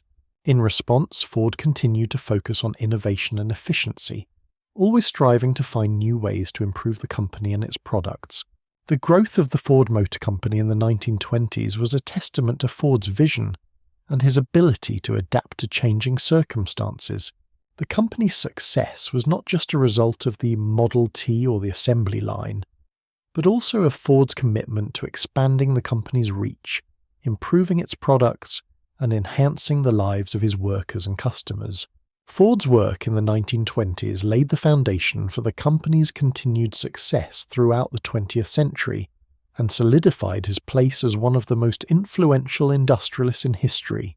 Throughout his career, Henry Ford was unwavering in his commitment to innovation and efficiency. While other industrialists were focused on profits and expanding their empires, Ford had a singular vision: to make automobiles affordable and accessible to the masses, while also improving the manufacturing process to ensure that products were made at a higher quality and lower cost. Ford believed that innovation was not just about creating new technology, but about creating a system where that technology could be applied in ways that benefited society as a whole. Ford's approach to innovation was unique for its time. He did not focus solely on the mechanics of the automobile, but on the entire production process. For Ford, efficiency was not simply about lowering costs. It was about creating a system where every aspect of production, from design to manufacturing to distribution, worked seamlessly together. This holistic approach allowed him to achieve unprecedented success in the automotive industry and made Ford's methods the standard for mass production worldwide. One of Ford's key beliefs was that mass production could and should benefit the average person, not just the wealthy elite. While other automobile manufacturers focused on producing luxury vehicles, Ford was committed to creating an affordable car that could be owned by working-class Americans. His breakthrough with the Model T was a direct result of this belief. By making cars affordable, Ford didn't just revolutionize the automobile industry, he democratized access to technology and mobility. Ford's commitment to efficiency was also reflected in his manufacturing methods.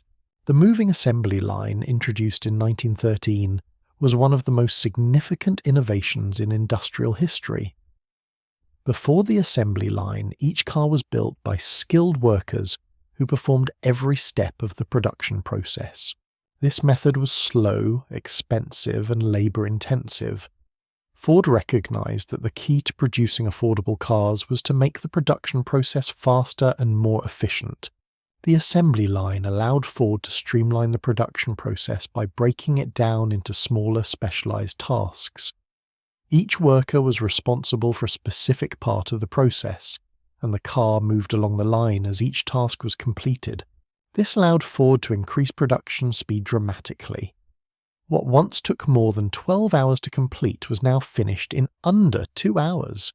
By making production faster and more efficient, Ford was able to lower the cost of manufacturing, which in turn allowed him to lower the price of the Model T, making it more accessible to the average consumer. Ford's approach to efficiency didn't stop at the assembly line. He also implemented a number of other innovations that contributed to the success of his business. For example, he introduced the concept of vertical integration, where Ford's factories would produce as many of the parts as possible in-house, rather than relying on outside suppliers. This allowed Ford to control the quality of his products and reduce costs even further. By producing everything from steel to glass to rubber, Ford was able to ensure that his cars were made with the highest quality materials at the lowest possible cost. Ford was also known for his focus on research and development. He understood that in order to stay ahead of the competition, he needed to continually improve his products and processes. Ford invested heavily in research, seeking new materials, improving production techniques, and finding innovative ways to enhance the performance and durability of his cars. His willingness to invest in innovation allowed Ford to stay ahead of his competitors and maintain a dominant position in the industry for many years. Ford's focus on innovation wasn't just limited to the automobile industry. He also sought to apply his principles of efficiency and mass production to other industries. For example, Ford introduced the concept of the Fordist approach to labor, which focused on paying workers higher wages and providing better working conditions in exchange for increased productivity. His $5 workday was part of this philosophy, and it helped to create a more stable and productive workforce. Ford's approach to labor was groundbreaking at the time, as it emphasized the importance of treating workers well and giving them a stake in the company's success. Ford also recognized the importance of innovation in the broader economy. He understood that the success of his company depended on the success of the economy as a whole. By creating affordable cars and paying his workers better wages, Ford helped to stimulate consumer demand and contribute to the growth of the middle class. His belief in the power of innovation to improve society was reflected in his philanthropic efforts, including the founding of the Ford Foundation in 1936. The foundation's mission was to promote social welfare and support education, and it continues to be one of the largest philanthropic organizations in the world today. Ford's legacy as an innovator is not just tied to his products and manufacturing techniques, but to his broader vision of a more efficient, more equitable society. He believed that industrialization could benefit everyone, not just the wealthy few, and his commitment to making his products affordable for the average person was a key part of that vision. Ford's contributions to the automobile industry and his approach to manufacturing changed the world, and his emphasis on innovation, efficiency, and social responsibility continues to influence industries today. World War I, which began in 1914, had a profound impact on Henry Ford, both personally and professionally. While Ford was primarily known for his work in the automobile industry, the war created new challenges and opportunities that would significantly shape his career and his company. As the war raged across Europe, Ford, like many industrialists, was faced with the challenge of how to contribute to the war effort while also maintaining his company's success. Ford, however, was not like many of his contemporaries. He was deeply committed to pacifism, believing that war was a waste of resources and a tragedy for humanity. His stance on pacifism during World War I was publicly known, and it created considerable tension between him and other prominent business leaders and political figures. Ford's beliefs were rooted in a genuine desire for peace, but they also raised difficult questions about his role in the broader war economy. In the early years of the war, Ford maintained a position of neutrality, despite being under pressure from the government to contribute to the war effort. His pacifist views put him at odds with many of his peers, who saw the war as a chance to make significant profits by producing war materials such as tanks, trucks, and airplanes. Ford, however, refused to become involved in the production of military equipment, believing that his company's resources should be used to create products that would improve the lives of ordinary people, not to fuel the war machine. Ford's refusal to join the war effort earned him criticism from many quarters, including the government and the press. His views were seen as unpatriotic, and there was pressure for him to change his stance and contribute to the production of military goods. However, Ford's commitment to pacifism remained steadfast. He did, however, support the war effort in a limited way by continuing to produce vehicles and materials that were needed for the war, though he didn't directly produce weapons of war. His factory at the time, including the massive Rouge River plant, was capable of making almost anything needed for the war, but Ford's reluctance to fully engage in the war economy led to a strained relationship with the government. Despite his pacifist beliefs, Ford's company still benefited from the war, but in ways that were not directly related to military production. With the demand for automobiles and trucks skyrocketing during the war, Ford's factories worked overtime to produce civilian vehicles, many of which were used by governments and various organizations supporting the war effort. The Model T, already in mass production, became even more widely distributed, and Ford's factories continued to operate at full capacity, contributing to the wartime economy in indirect ways. On the personal front, Ford's beliefs also led him to engage in various peace efforts during the war. In 1915, he famously chartered a peace mission to Europe, sending a delegation of prominent individuals on a ship to negotiate peace terms between the warring nations. While the mission was unsuccessful, it demonstrated Ford's genuine desire to see an end to the violence and suffering caused by the war. Ford was deeply disappointed by the failure of his peace mission, but he continued to believe that diplomacy and dialogue were the only paths to lasting peace. Despite the war's profound impact on global economies and the lives of millions, Ford's company emerged from the conflict relatively unscathed. The war accelerated Ford's development of new manufacturing techniques and systems, including new methods for mass production that would further enhance the company's efficiency. The war had also indirectly brought Ford's production methods to the attention of the government and other industries, many of which began to adopt Ford's principles of mass production in their own factories. In the aftermath of the war, Ford's company found itself in a rapidly changing industrial landscape. While many companies had profited from the war effort, Ford was now facing the challenges of a post-war economy. The demand for military trucks and vehicles dwindled, and Ford had to shift gears to meet the changing needs of the civilian market. This shift required Ford to refocus on consumer automobiles and improve upon his existing products. The impact of World War I on Ford was complex.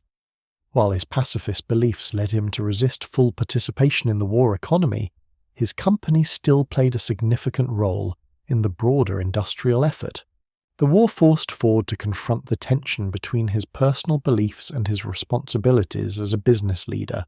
Yet despite the challenges, Ford's company continued to thrive, benefiting from the technological advancements made during the war and the continued popularity of the Model T. Ford's experience during World War I also had a lasting impact on his outlook on war and peace. The failure of his peace mission in 1915 and the war's aftermath reinforced Ford's belief that industrialists and business leaders had a responsibility to promote peace and prosperity, not just profit. In the years that followed, Ford continued to advocate for peace and the importance of using technology and industry to improve society rather than to wage war. While Henry Ford's professional life is well documented, his personal life, though more private, played a significant role in shaping the man he became. Born into a family with strong work ethics, Ford carried many of the values from his upbringing into his adult life. His commitment to both family and work was fundamental to his character, and his personal relationships, particularly with his wife, Clara Ford, were key to his success and vision. Henry Ford married Clara Ford in 1888, when he was 25 and she was 23. Clara, a strong and intelligent woman, was the daughter of a prominent Michigan family. Her family was not wealthy, but they were well established in the community. Clara's role in Ford's life was one of quiet support and strength. She was not a public figure like her husband, but she was instrumental in providing the stability Henry needed to pursue his ambitions. While Henry's work often took him away from home, Clara was a steadying presence, providing balance and keeping their personal affairs in order. Clara shared Henry's values and believed in his vision. Though she was not as vocal or visible in the public eye, Clara's influence on Ford's decisions cannot be overstated. Ford's personal life was relatively quiet, and his marriage to Clara was characterized by mutual respect and understanding. Henry often expressed his deep appreciation for Clara's support, recognizing that without her, much of his success would have been difficult to achieve. Clara Ford was not only a supportive wife, but also a partner in the more personal aspects of Henry's philosophy, especially in areas of social welfare and philanthropy. Ford and Clara had only one child, a son named Edsel Ford, born in 1893. Edsel was a quiet, introspective man who would eventually take on leadership roles within the Ford Motor Company. Edsel's role at the company began at a young age, and he proved to be a capable leader, though his path was often overshadowed by the towering presence of his father. Despite Edsel's involvement in the family business, Henry Ford remained firmly in control of the company throughout his life. Ford's relationship with Edsel was complicated. While Henry had strong views on how the business should be run, he often imposed his methods on his son. Ford was a hands-on leader and held very specific, sometimes inflexible, views on manufacturing, worker welfare, and corporate strategy. Edsel, while respecting his father's guidance, was sometimes seen as more modern and progressive in his views. Their differing views on leadership would occasionally lead to tensions, particularly as Edsel took on more responsibility within the company. Despite these challenges, the Ford family remained tight-knit, and Edsel went on to contribute significantly to the development of the company during his father's later years. The Ford family's lifestyle reflected Henry Ford's commitment to hard work and simplicity. Unlike many wealthy industrialists of his time, Ford was not drawn to extravagant displays of wealth. He preferred modest living and was known to spend his free time working on various mechanical projects. Ford was not interested in lavish vacations or high society. Instead, he focused his attention on his company, his family, and his social initiatives. His personal life mirrored the values he held dear in his business life: modesty, responsibility, and a focus on practicality. Although Ford was known for his intense work ethic, his personal life was not without its challenges. His public persona as a staunch industrialist and a proponent of mass production often overshadowed the more human aspects of his personality. He was known for being a demanding boss and for pushing his employees and even his family to their limits. Ford's vision for the future of the automobile and mass production was so strong that it sometimes led him to make decisions that were seen as rigid or overbearing. Nonetheless, his family stood by him, offering support and understanding during the more intense periods of his life. Ford's life was also marked by an interest in the world beyond business. He was a philanthropist at heart, and his personal beliefs about social responsibility played a large role in the direction of the Ford Motor Company. He and Clara were both involved in various charitable efforts, and Ford's commitment to improving the lives of others extended beyond the factory. The Ford Foundation, which was established in 1936, reflected his belief in using wealth and success for the benefit of society. Clara Ford's influence was felt in these philanthropic efforts, and the couple's shared commitment to social good was evident in the work they did to help communities and improve educational opportunities. Ford's commitment to his family was also evident in the way he treated his employees. Just as he took care of his own family, Ford believed in the importance of providing for the well-being of his workers. He established welfare programs, improved factory conditions, and introduced the $5 workday, all of which were designed to improve the lives of his workers, just as he had improved his own family's life. Ford's personal life, while often overshadowed by his business ventures, was a central part of the foundation of his success. His relationship with Clara and their son, Edsel, provided him with the support and grounding needed to build the Ford Motor Company. His values, shaped by his family and his upbringing, were integral to the vision he had for the company and for the world. Though Ford's methods were often seen as unconventional, his family was always at the heart of his decisions, and their shared vision for a better world would leave a lasting impact on American society.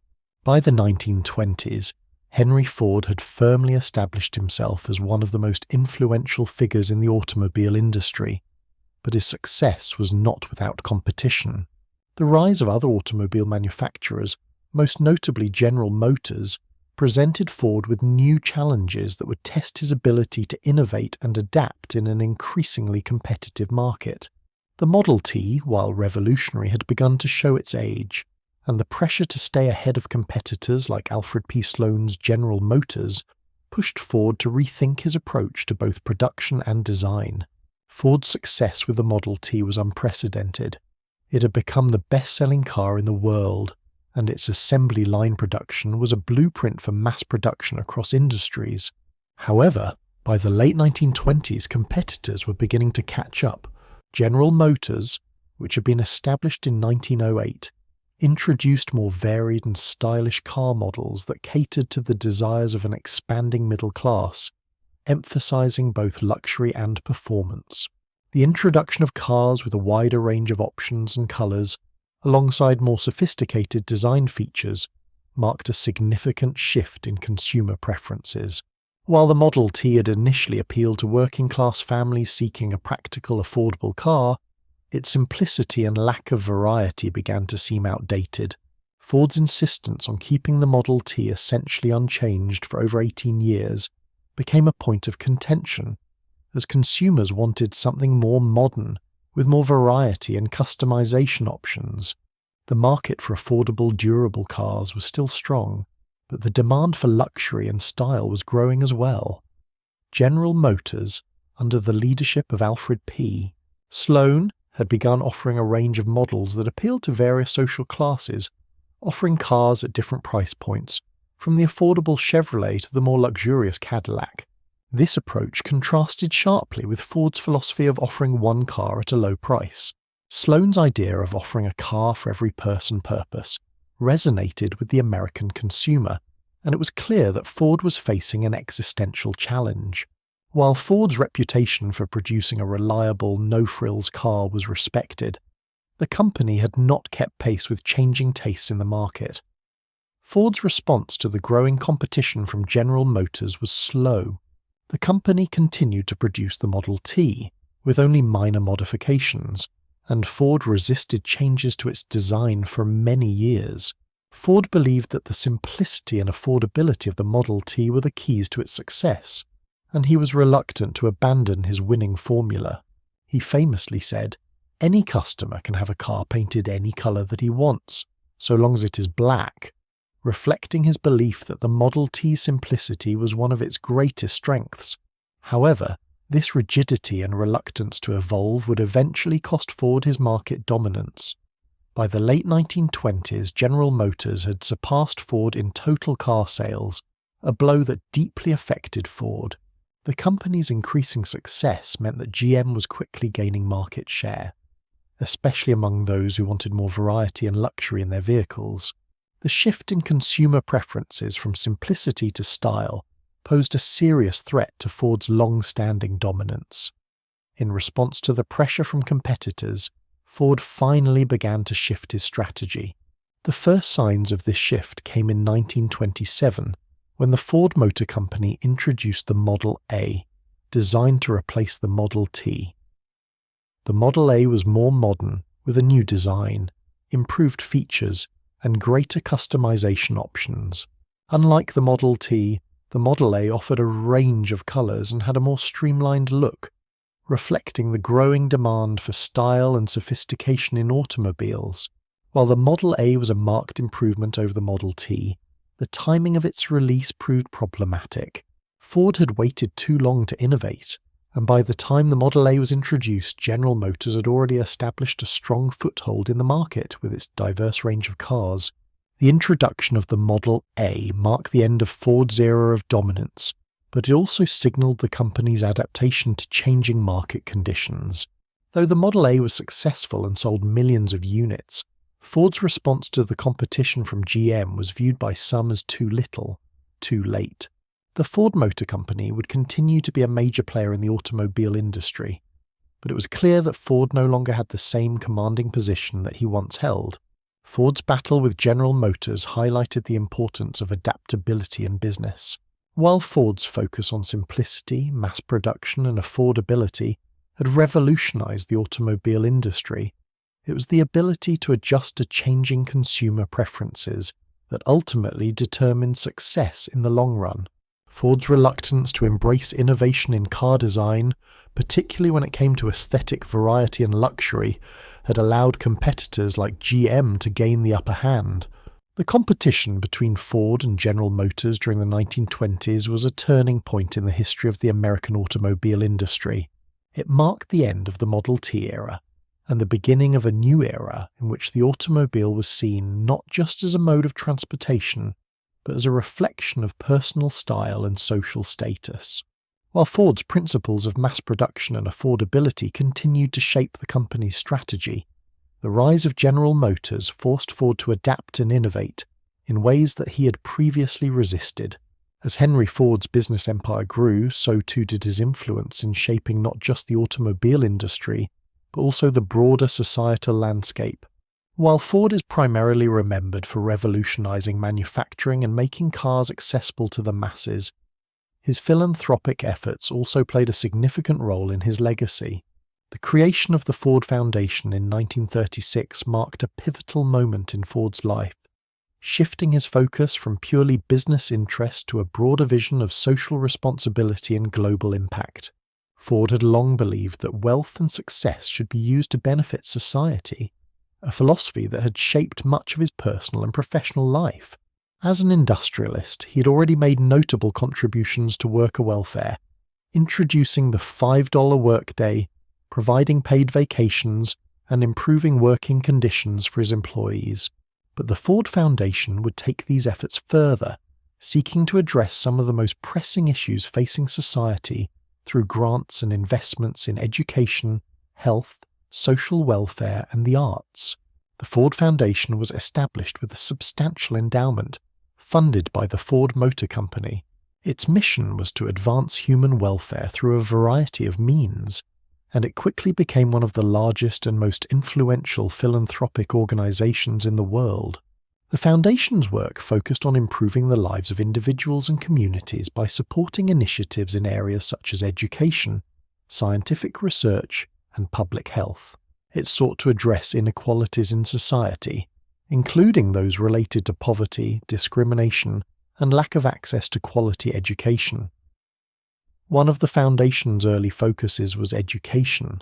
Ford recognized that the future of society depended on the development of young minds, and he believed that access to quality education was essential for social and economic progress.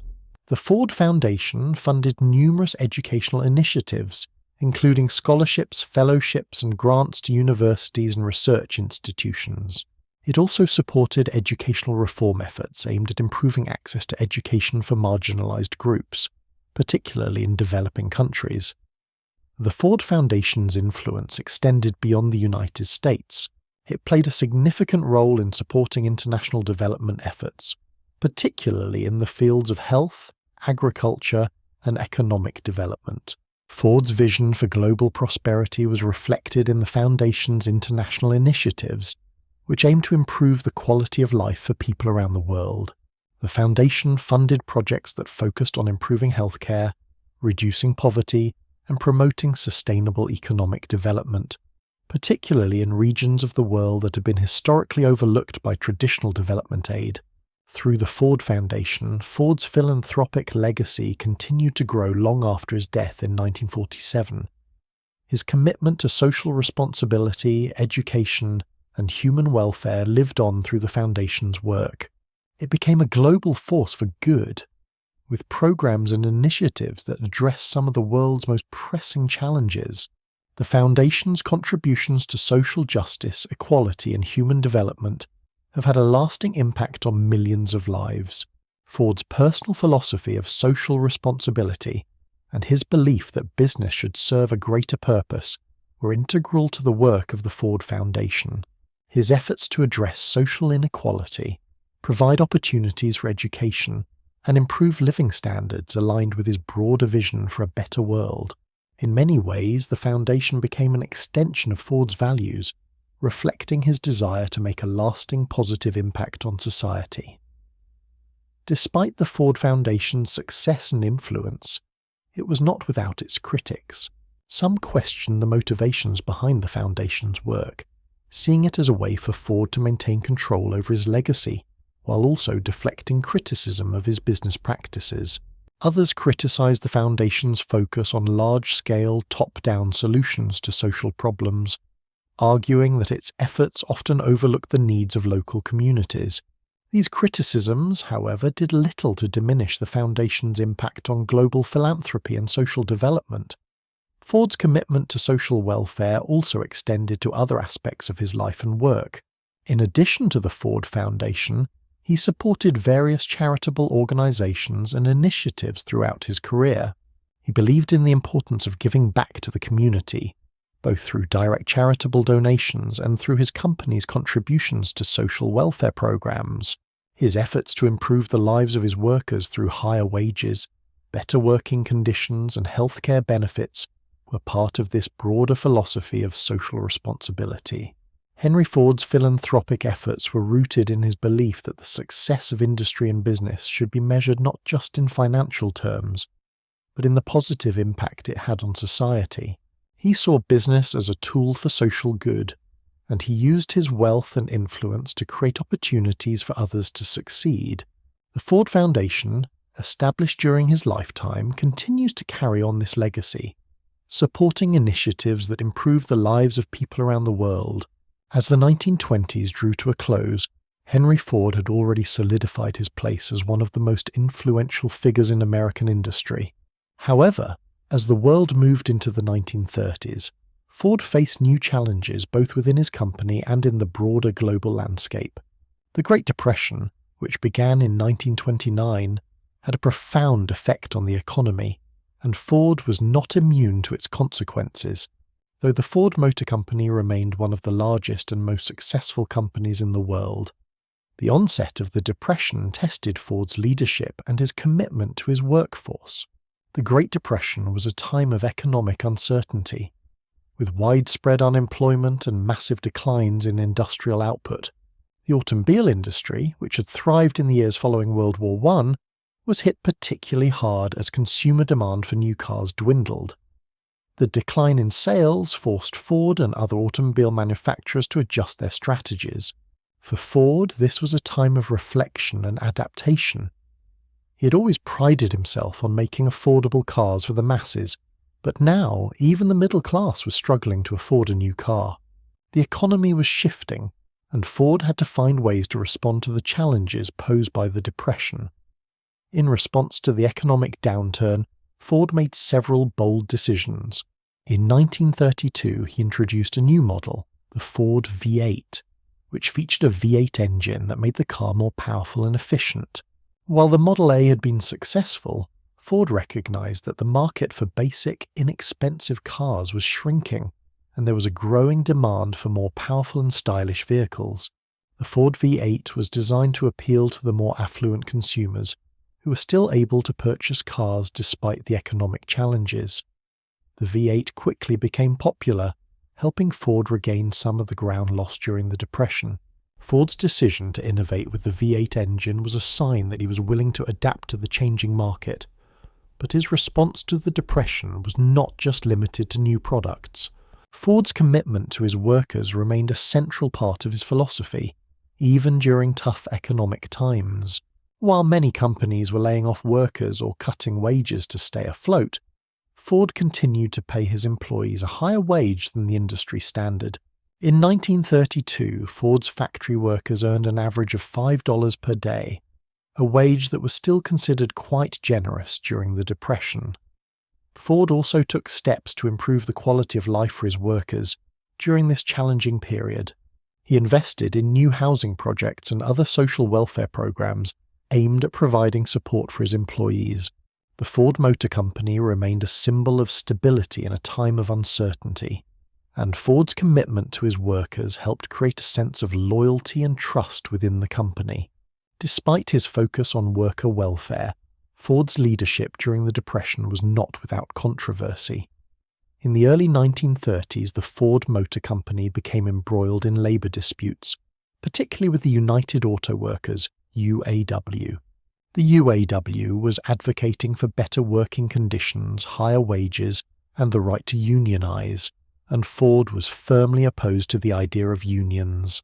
He had long believed that his company's paternalistic approach to worker welfare, paying high wages and providing benefits, was sufficient, and he was resistant to the idea of formal unionization. The conflict between Ford and the UAW came to a head in 1937, when Ford's refusal to recognize the union led to a violent confrontation known as the Battle of the Overpass. During a peaceful strike by UAW's members outside the Ford plant in Dearborn, Michigan, a group of Ford's security personnel violently attacked the union organizers. The incident was widely publicized and drew national attention to Ford's anti-union stance. The Battle of the Overpass marked a turning point in Ford's leadership, as it highlighted the growing tension between his ideal of company loyalty and the demands of workers for greater representation and rights. Ford's resistance to unions ultimately cost him some of the loyalty and goodwill he had built up with his workforce. Over time, he reluctantly began to accept the reality of unionization, and in the years that followed, the Ford Motor Company began to recognize and work with unions like the UAW. Despite this, Ford's relationship with labor remained a complex and sometimes contentious aspect of his leadership. In the later years of his career, Ford also faced criticism for his views on politics and social issues. He was known for his strong opinions on various subjects, including his outspoken support for isolationism during the lead-up to World War II. Ford was also criticized for his controversial anti-Semitic views, which were reflected in some of his public statements and in the Ford-owned newspaper, the Dearborn Independent. These views, along with his opposition to labor unions, complicated his legacy and led to a more complicated public image in his later years. Despite these controversies, Ford's leadership continued to shape the course of the Ford Motor Company well into the 1930s and beyond. His vision of mass production and his commitment to making automobiles accessible to the masses remained central to the company's operations. Even as Ford faced personal and professional challenges, his innovations in manufacturing, his commitment to worker welfare, and his focus on efficiency ensured that the Ford Motor Company would remain a dominant force in the automobile industry. In 1945, Ford's son Edsel Ford, who had become president of the company in 1919, passed away unexpectedly, leaving Henry Ford to once again take the reins of the company. Ford's health was declining, and he began to rely more heavily on his employees to manage the day-to-day operations of the company. In 1947, just 2 years after his son's death, Henry Ford passed away at the age of 83. His death marked the end of an era for the Ford Motor Company, but his influence on the automotive industry and American society continued to resonate long after. Henry Ford was not only a revolutionary industrialist, but also a man whose political views and public image were often as controversial as they were influential. Ford's approach to business and his personal beliefs were tightly intertwined, and over the years his opinions on politics, labor, and society became subjects of both admiration and criticism. While his leadership transformed the automobile industry and played a major role in shaping the modern American economy, his political views often put him at odds with some of his contemporaries and with the general public. Ford's political beliefs were shaped by his background as a self-made industrialist and his belief in individualism, personal responsibility, and a strong work ethic. These values, instilled in him by his early experiences on the farm and his development of the Ford Motor Company, influenced his views on governance and the role of government in society.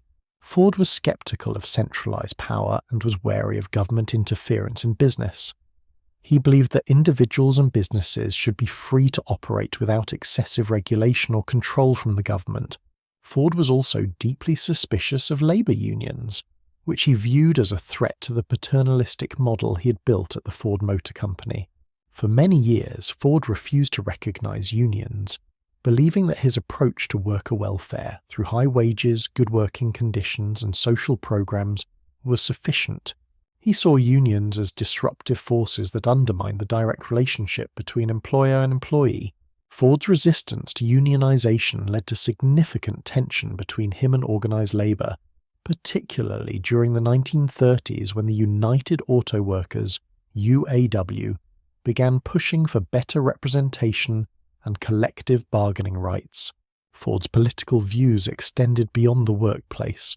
He was an outspoken critic of the growing power of the federal government and its role in regulating industry.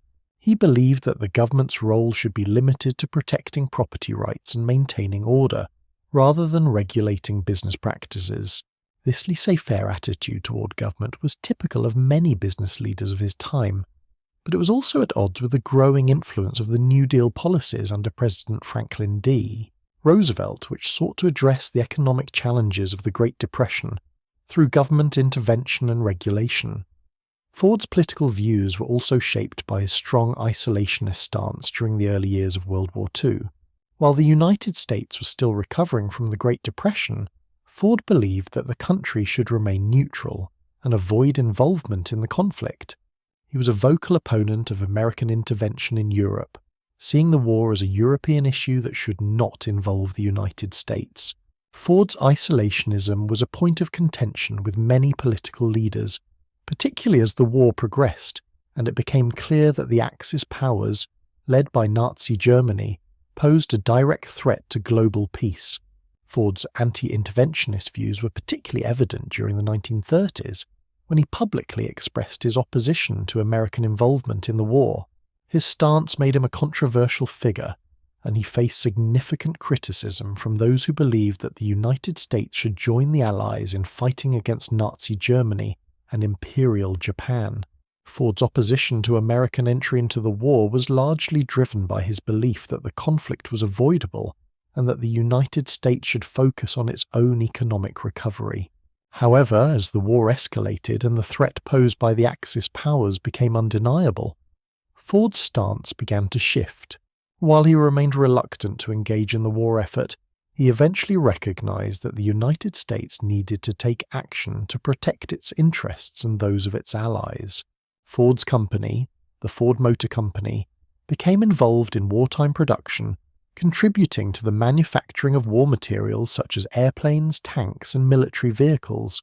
Ford's factories, which had been producing civilian automobiles, were converted to produce equipment for the war effort. Despite his early opposition to the war, Ford's company played a significant role in supporting the Allies. Ford's factories were critical to the production of military vehicles, and his company became one of the largest suppliers of military equipment during World War II. Ford's factories were able to quickly adapt to wartime production, thanks in large part to the efficient manufacturing processes he had pioneered during the Model T era. His company's contributions to the war effort were critical to the United States' success and to the defeat of Nazi Germany and Imperial Japan. In the years following the war, Ford's political views and public image continued to evolve. The end of the war marked the beginning of the Cold War, and Ford found himself grappling with the challenges posed by the new geopolitical landscape. His views on government intervention in the economy and his resistance to labor unions remained central to his philosophy.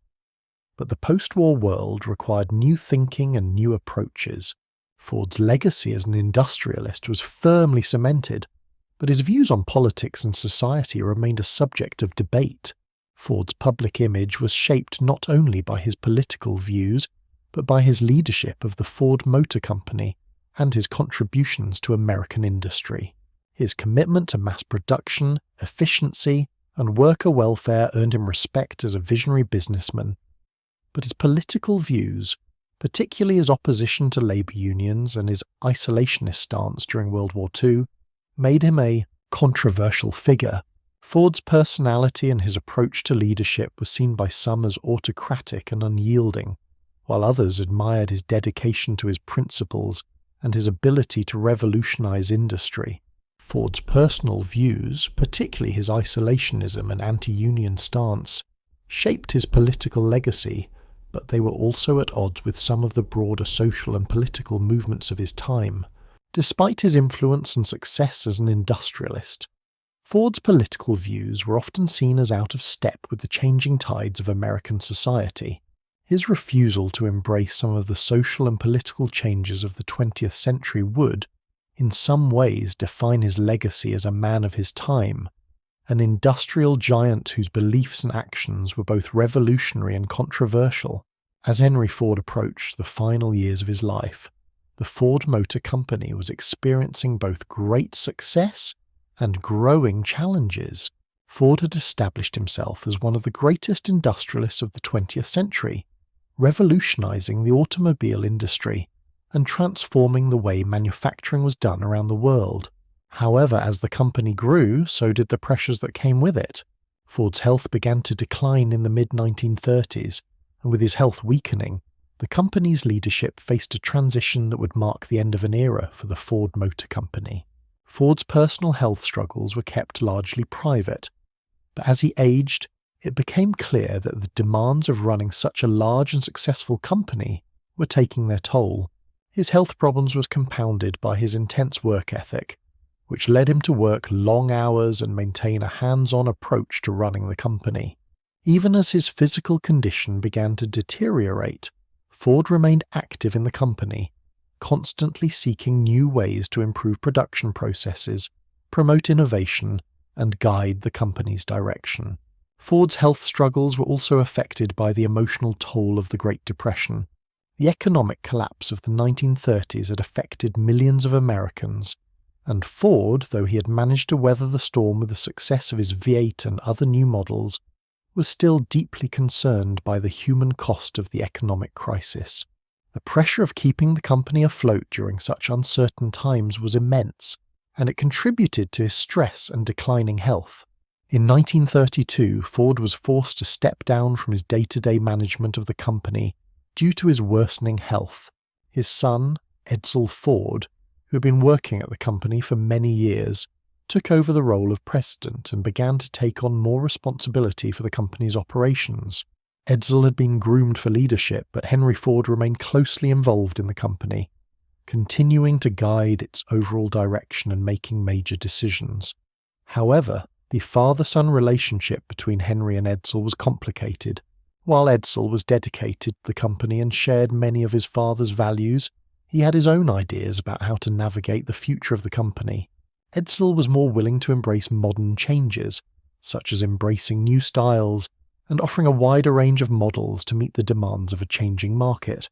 On the other hand, Henry Ford remained committed to the simplicity of mass production and the Model T's no-frills design. These differences in approach led to tension within the family and the company. Despite these differences, Ford's health continued to decline. Ford's physical condition deteriorated further, and by the late 1930s, he was spending more time at his estate in Dearborn rather than at the company's offices. Even as he slowed down, he maintained his commitment to his company and to his workers, believing that the best way to keep the company successful was to remain active in its direction.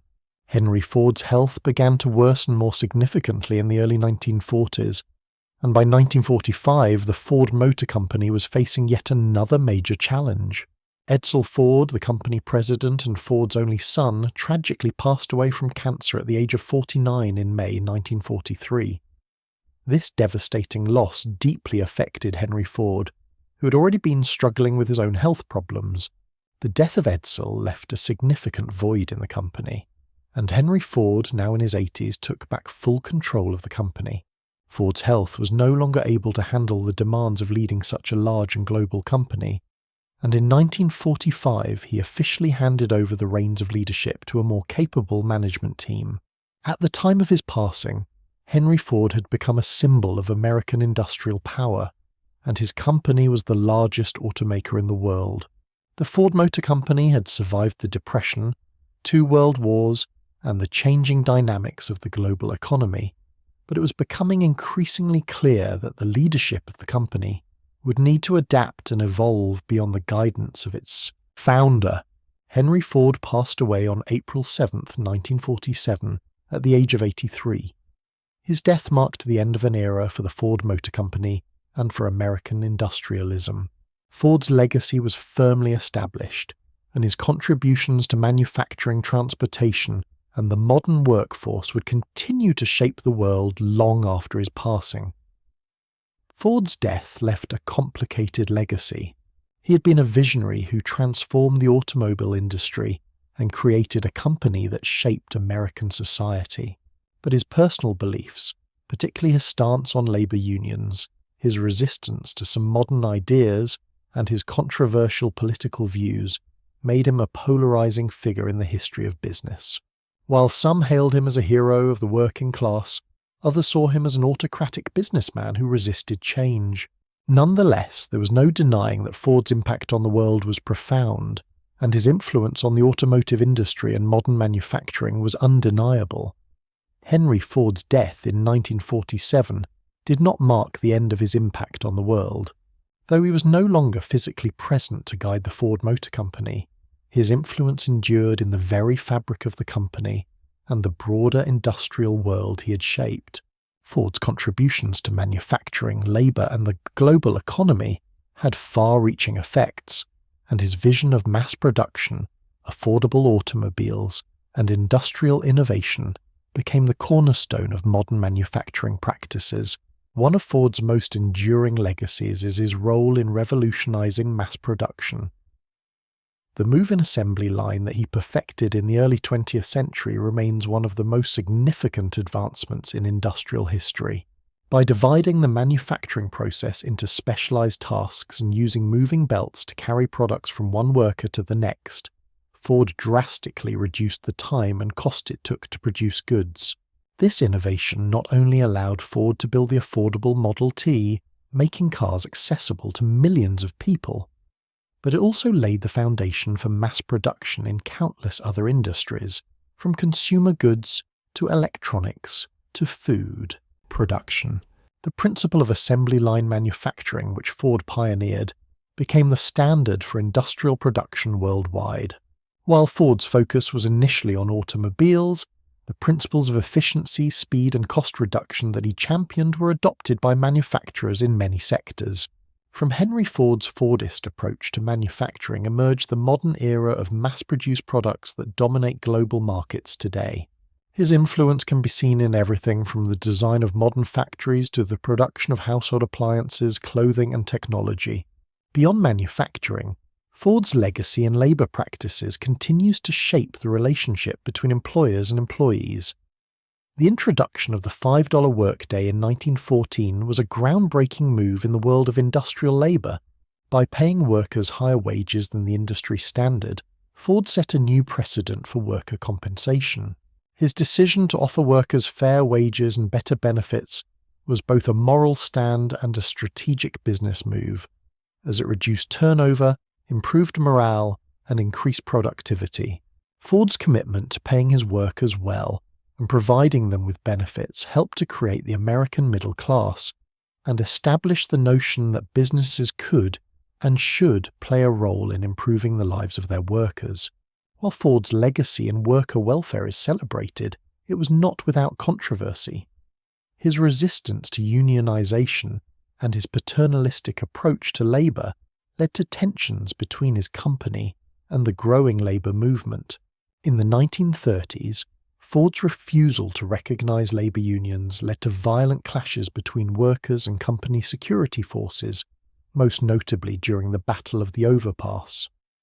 Despite these tensions, Ford's high wages, job stability, and welfare programs set a standard for many industries, even as the American labor landscape continued to evolve. Ford's social and philanthropic efforts were also part of his broader legacy. The Ford Foundation, established in 1936, would go on to become one of the most influential philanthropic organizations in the world, supporting initiatives in education, health, human rights, and international development. The Foundation's impact continues to be felt today through its ongoing support of social programs, research, and global development efforts.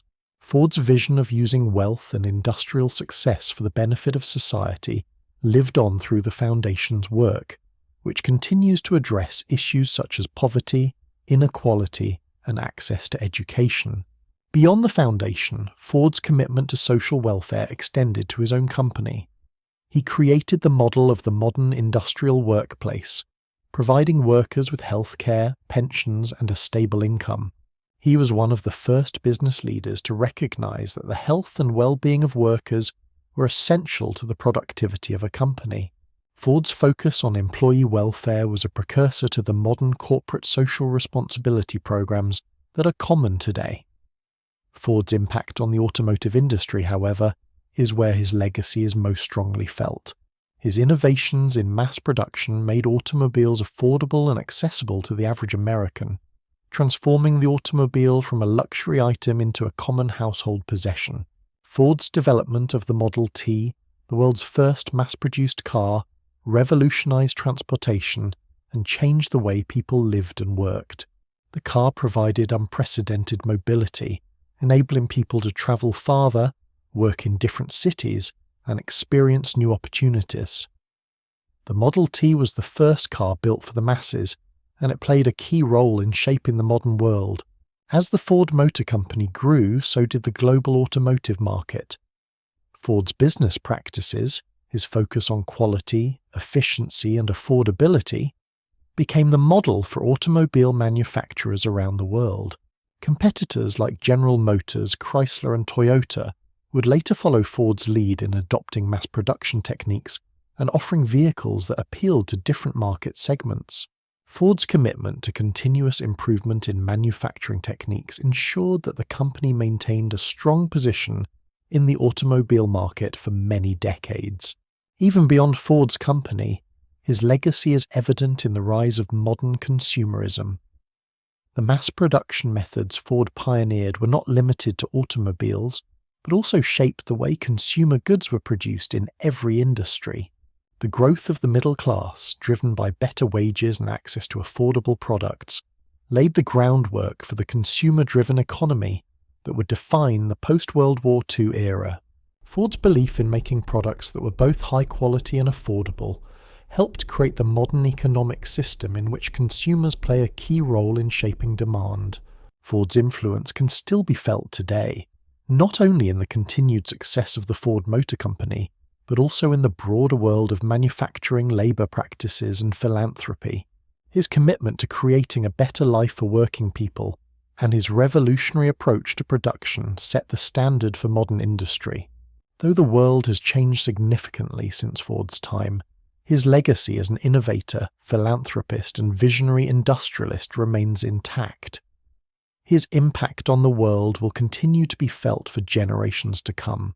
As the Ford Motor Company entered the mid-20th century, Henry Ford's legacy continued to shape not only the company, but also the automotive industry and global manufacturing.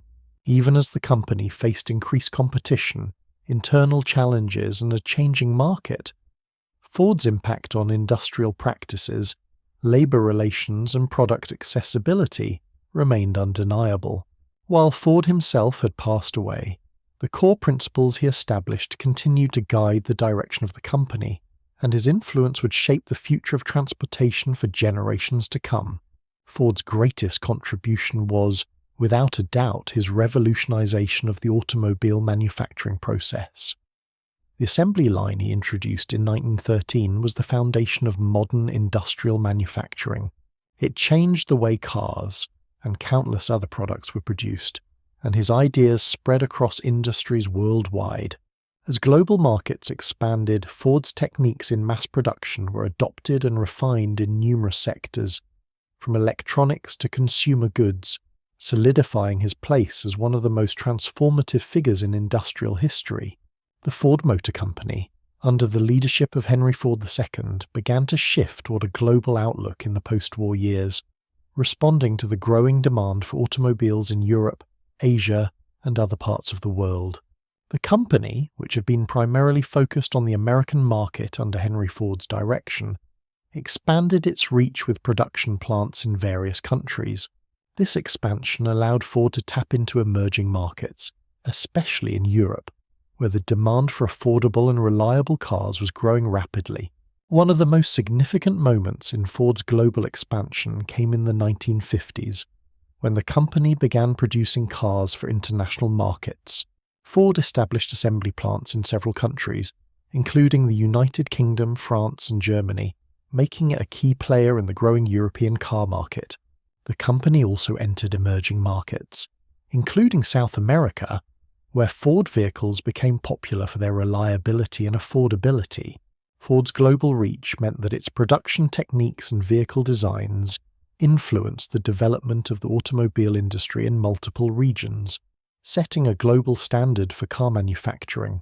The introduction of Ford vehicles to international markets also required adaptations to meet local tastes, preferences, and road conditions. In some countries, such as in Europe, smaller, more compact cars were preferred due to narrower roads and different driving conditions. In response, Ford introduced smaller models such as the Ford Anglia, which became popular in the UK, and the Ford Fiesta, which would later become one of the company's most successful models worldwide.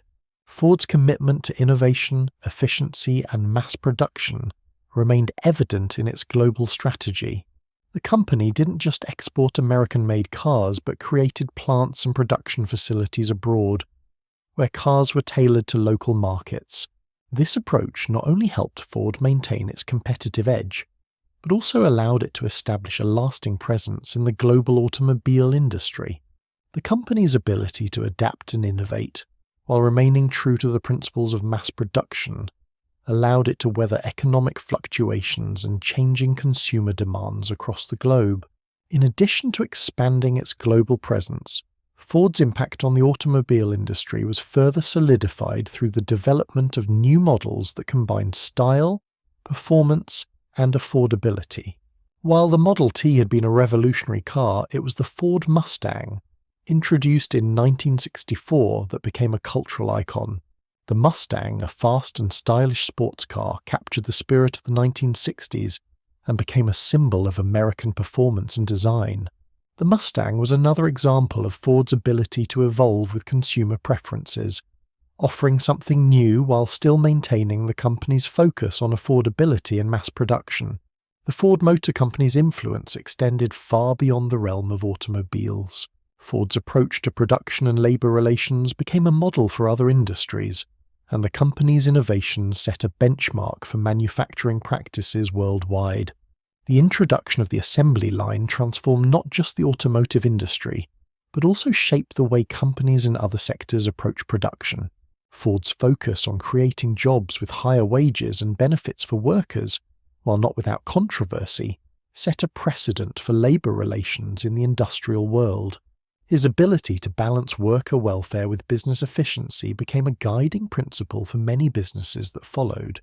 Despite the challenges Ford faced in the post-war era, including increased competition from other manufacturers and the growing complexity of the global market, the company's legacy of innovation, efficiency, and mass production endured. The influence of Henry Ford's methods could be seen in nearly every industry that adopted the principles of mass production. Ford's legacy became not just about the success of a company, but also about his profound impact on modern manufacturing, the global economy, and the way people lived and worked. The Ford Motor Company continued to be a leader in the automotive industry, adapting to new trends such as fuel efficiency and environmental concerns. The company's legacy of innovation and mass production remains intact, with Ford vehicles continuing to be a mainstay in American households and across the globe. The Ford family, though no longer directly involved in the company's day-to-day operations, remains an important part of the company's identity, with the Ford name still representing the values of innovation, efficiency, and quality that Henry Ford instilled in the company from the very beginning. Henry Ford's impact on the world is immeasurable. From the revolutionizing of the automobile industry to the shaping of modern industrial practices, Ford's contributions continue to resonate today. His vision for a world where automobiles were accessible to all, his commitment to improving the lives of his workers, and his dedication to making mass production a tool for the betterment of society left a lasting legacy. The Ford Motor Company, under the guidance of Ford's descendants, continues to honor his principles while adapting to the needs of the 21st century. Henry Ford's impact on the world is a legacy that endures, forever etched in the history of industry, transportation, and society. While Henry Ford's legacy is undeniably monumental in the realms of industry and manufacturing, his life and career were not without significant controversies and criticism. Despite his immense contributions to the automobile industry, Ford's views and actions, particularly on politics, labor, and social issues, often sparked intense debate. While he's celebrated as a visionary industrialist who democratized access to the automobile, his legacy is also marred by his support of controversial social and political causes that have led to mixed opinions about his character and influence. One of the most significant controversies surrounding Henry Ford was his outspoken and public support for isolationism and his resistance to American involvement in World War II.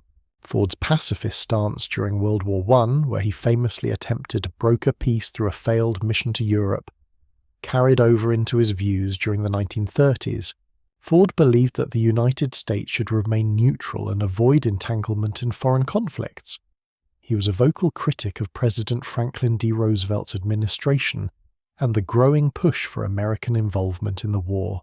Ford's isolationist stance put him at odds with much of the American public, especially as the rise of fascism in Europe and the threat posed by Nazi Germany and Imperial Japan became increasingly apparent. Ford's refusal to fully embrace the wartime economy in the early years of World War II was another point of contention. While the Ford Motor Company eventually became a major supplier of military equipment, producing planes, tanks, and other military vehicles, the company initially resisted full-scale wartime production. Ford's reluctance to fully commit to the war effort, particularly in the early years of the conflict, raised questions about his patriotism. His views, which were based on a belief in American isolationism, were seen by many as naive or even dangerous during a time when the world was being engulfed by war. In addition to his political views, Ford's relationship with labor unions was another significant point of controversy. Throughout his career, Ford resisted efforts to unionize his workers, believing that the company's paternalistic approach, providing good wages, benefits, and stable employment, was sufficient to address workers' needs. However, This approach was at odds with the broader labour movement, which sought more formal recognition and collective bargaining rights.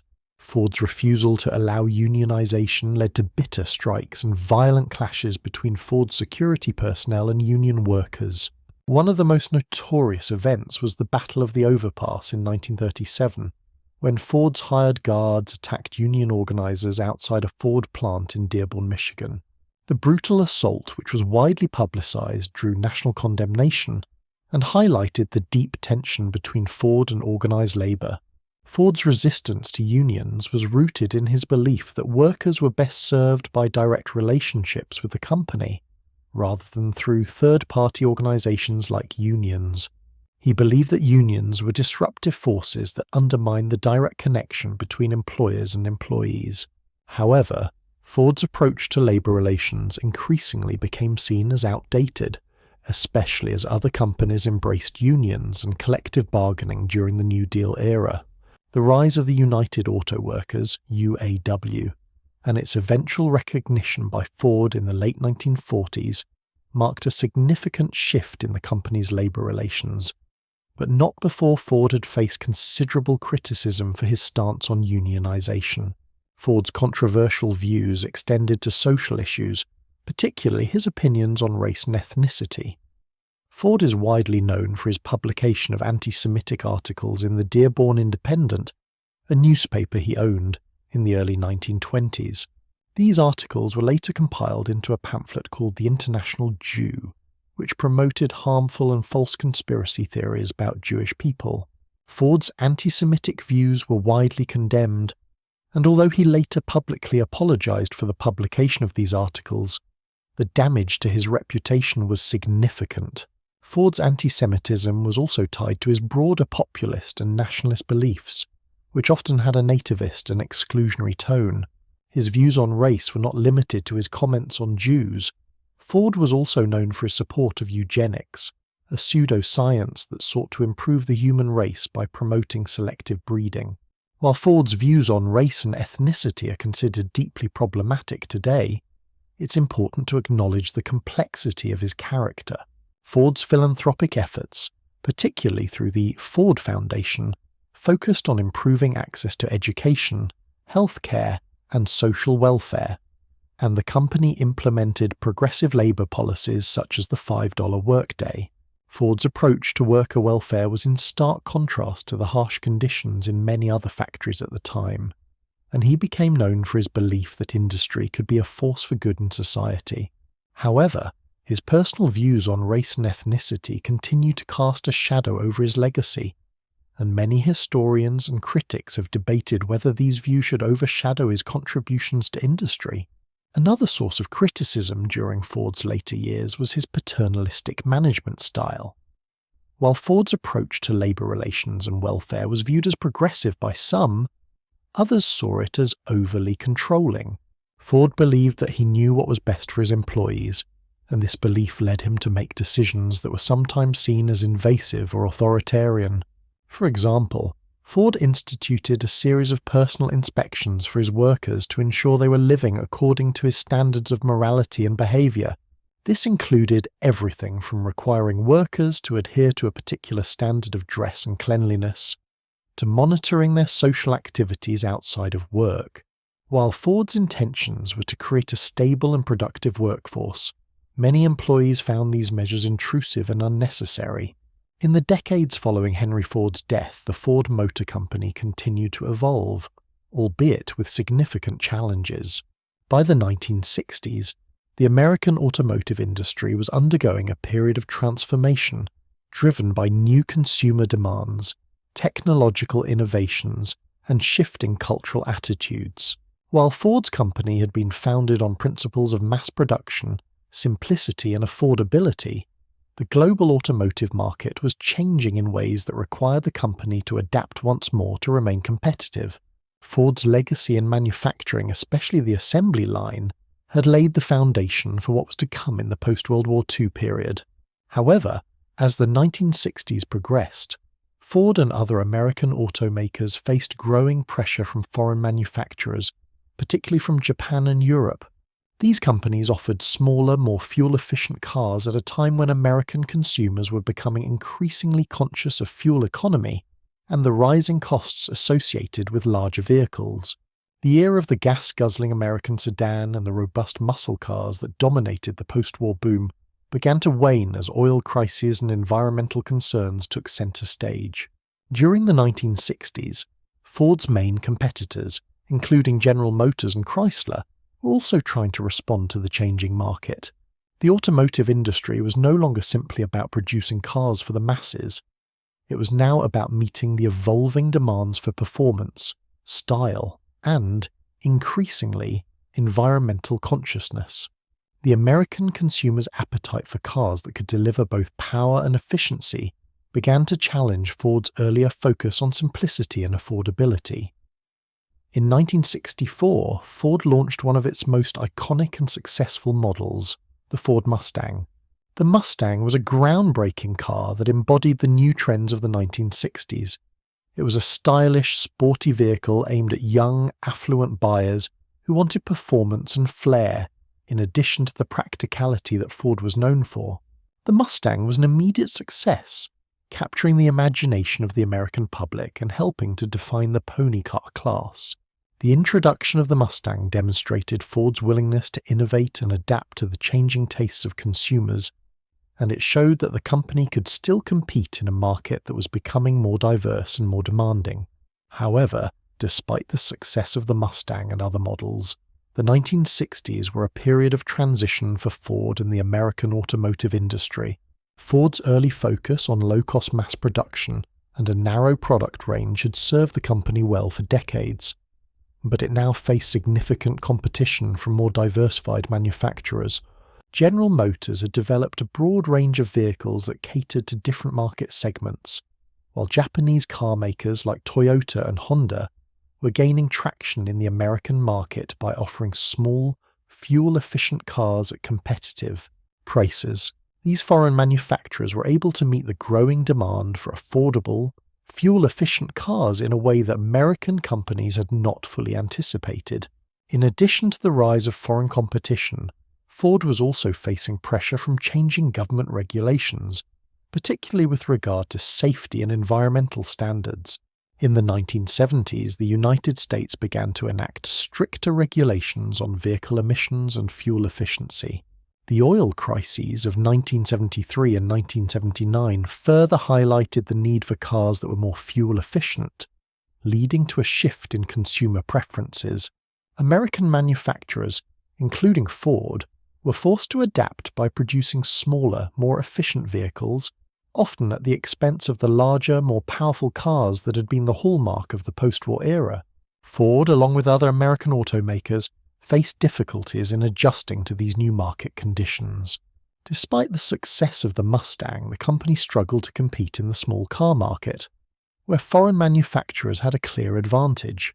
During the 1970s, Ford introduced a series of smaller, more fuel-efficient cars such as the Ford Pinto, but these models were often plagued by safety and quality issues. In particular, the Pinto became infamous for its safety problems, especially regarding the gas tank design, which made it prone to fires in the event of a rear-end collision. This debacle severely damaged Ford's reputation and led to costly legal battles and recalls. The 1980s and 1990s saw the Ford Motor Company attempt to reinvent itself once again. With a new focus on quality and safety, the company invested in improving its manufacturing processes and introducing new models that met consumer expectations for both performance and fuel efficiency.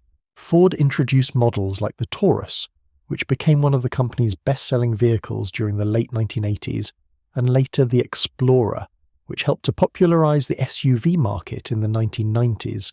In addition to new product lines, Ford also sought to expand its global presence during this period. The company entered new markets, particularly in Europe and Asia, and continued to diversify its product offerings to include a wider range of vehicles. However, the company also faced challenges related to the global automotive market, including rising competition from both established international automakers and new entrants.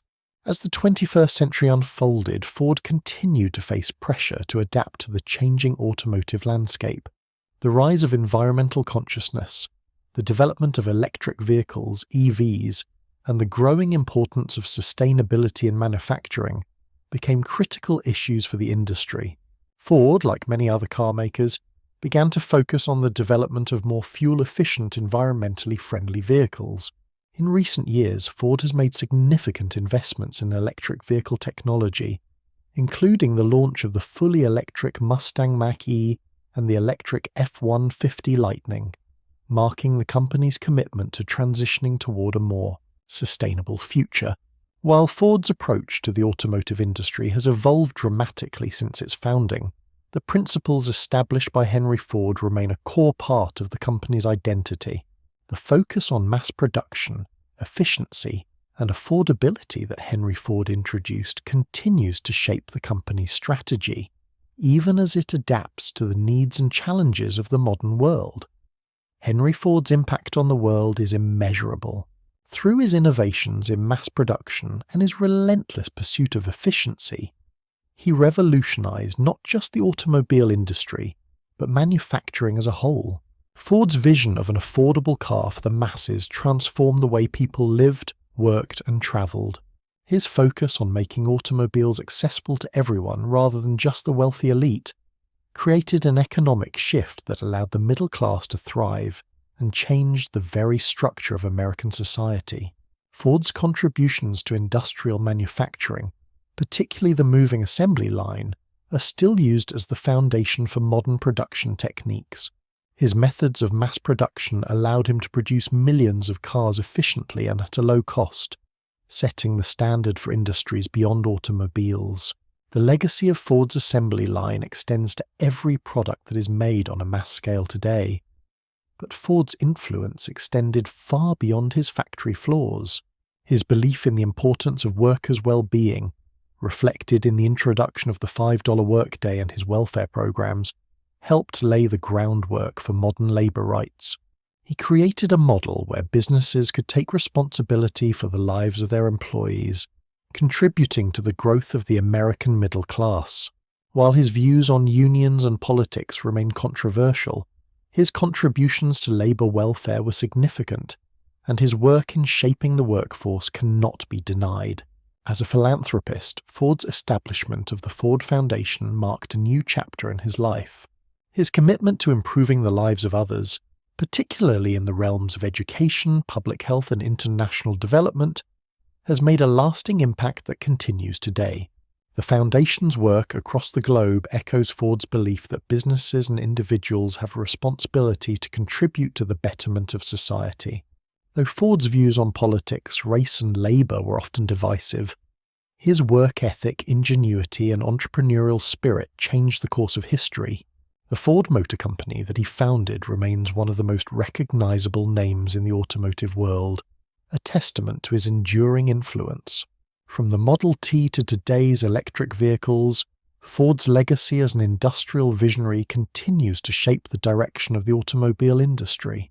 In the end, Henry Ford's true legacy is not simply found in the cars he built or the factories he created, but in the way he changed the very landscape of American business, labor, and society. His contributions to mass production, worker welfare, and global commerce have left an indelible mark on the world, one that continues to influence industries, businesses, and individuals around the world. Ford's vision, though rooted in the early 20th century, remains relevant today, proving that the ideas of one man can echo through time and shape the future in ways that were once unimaginable.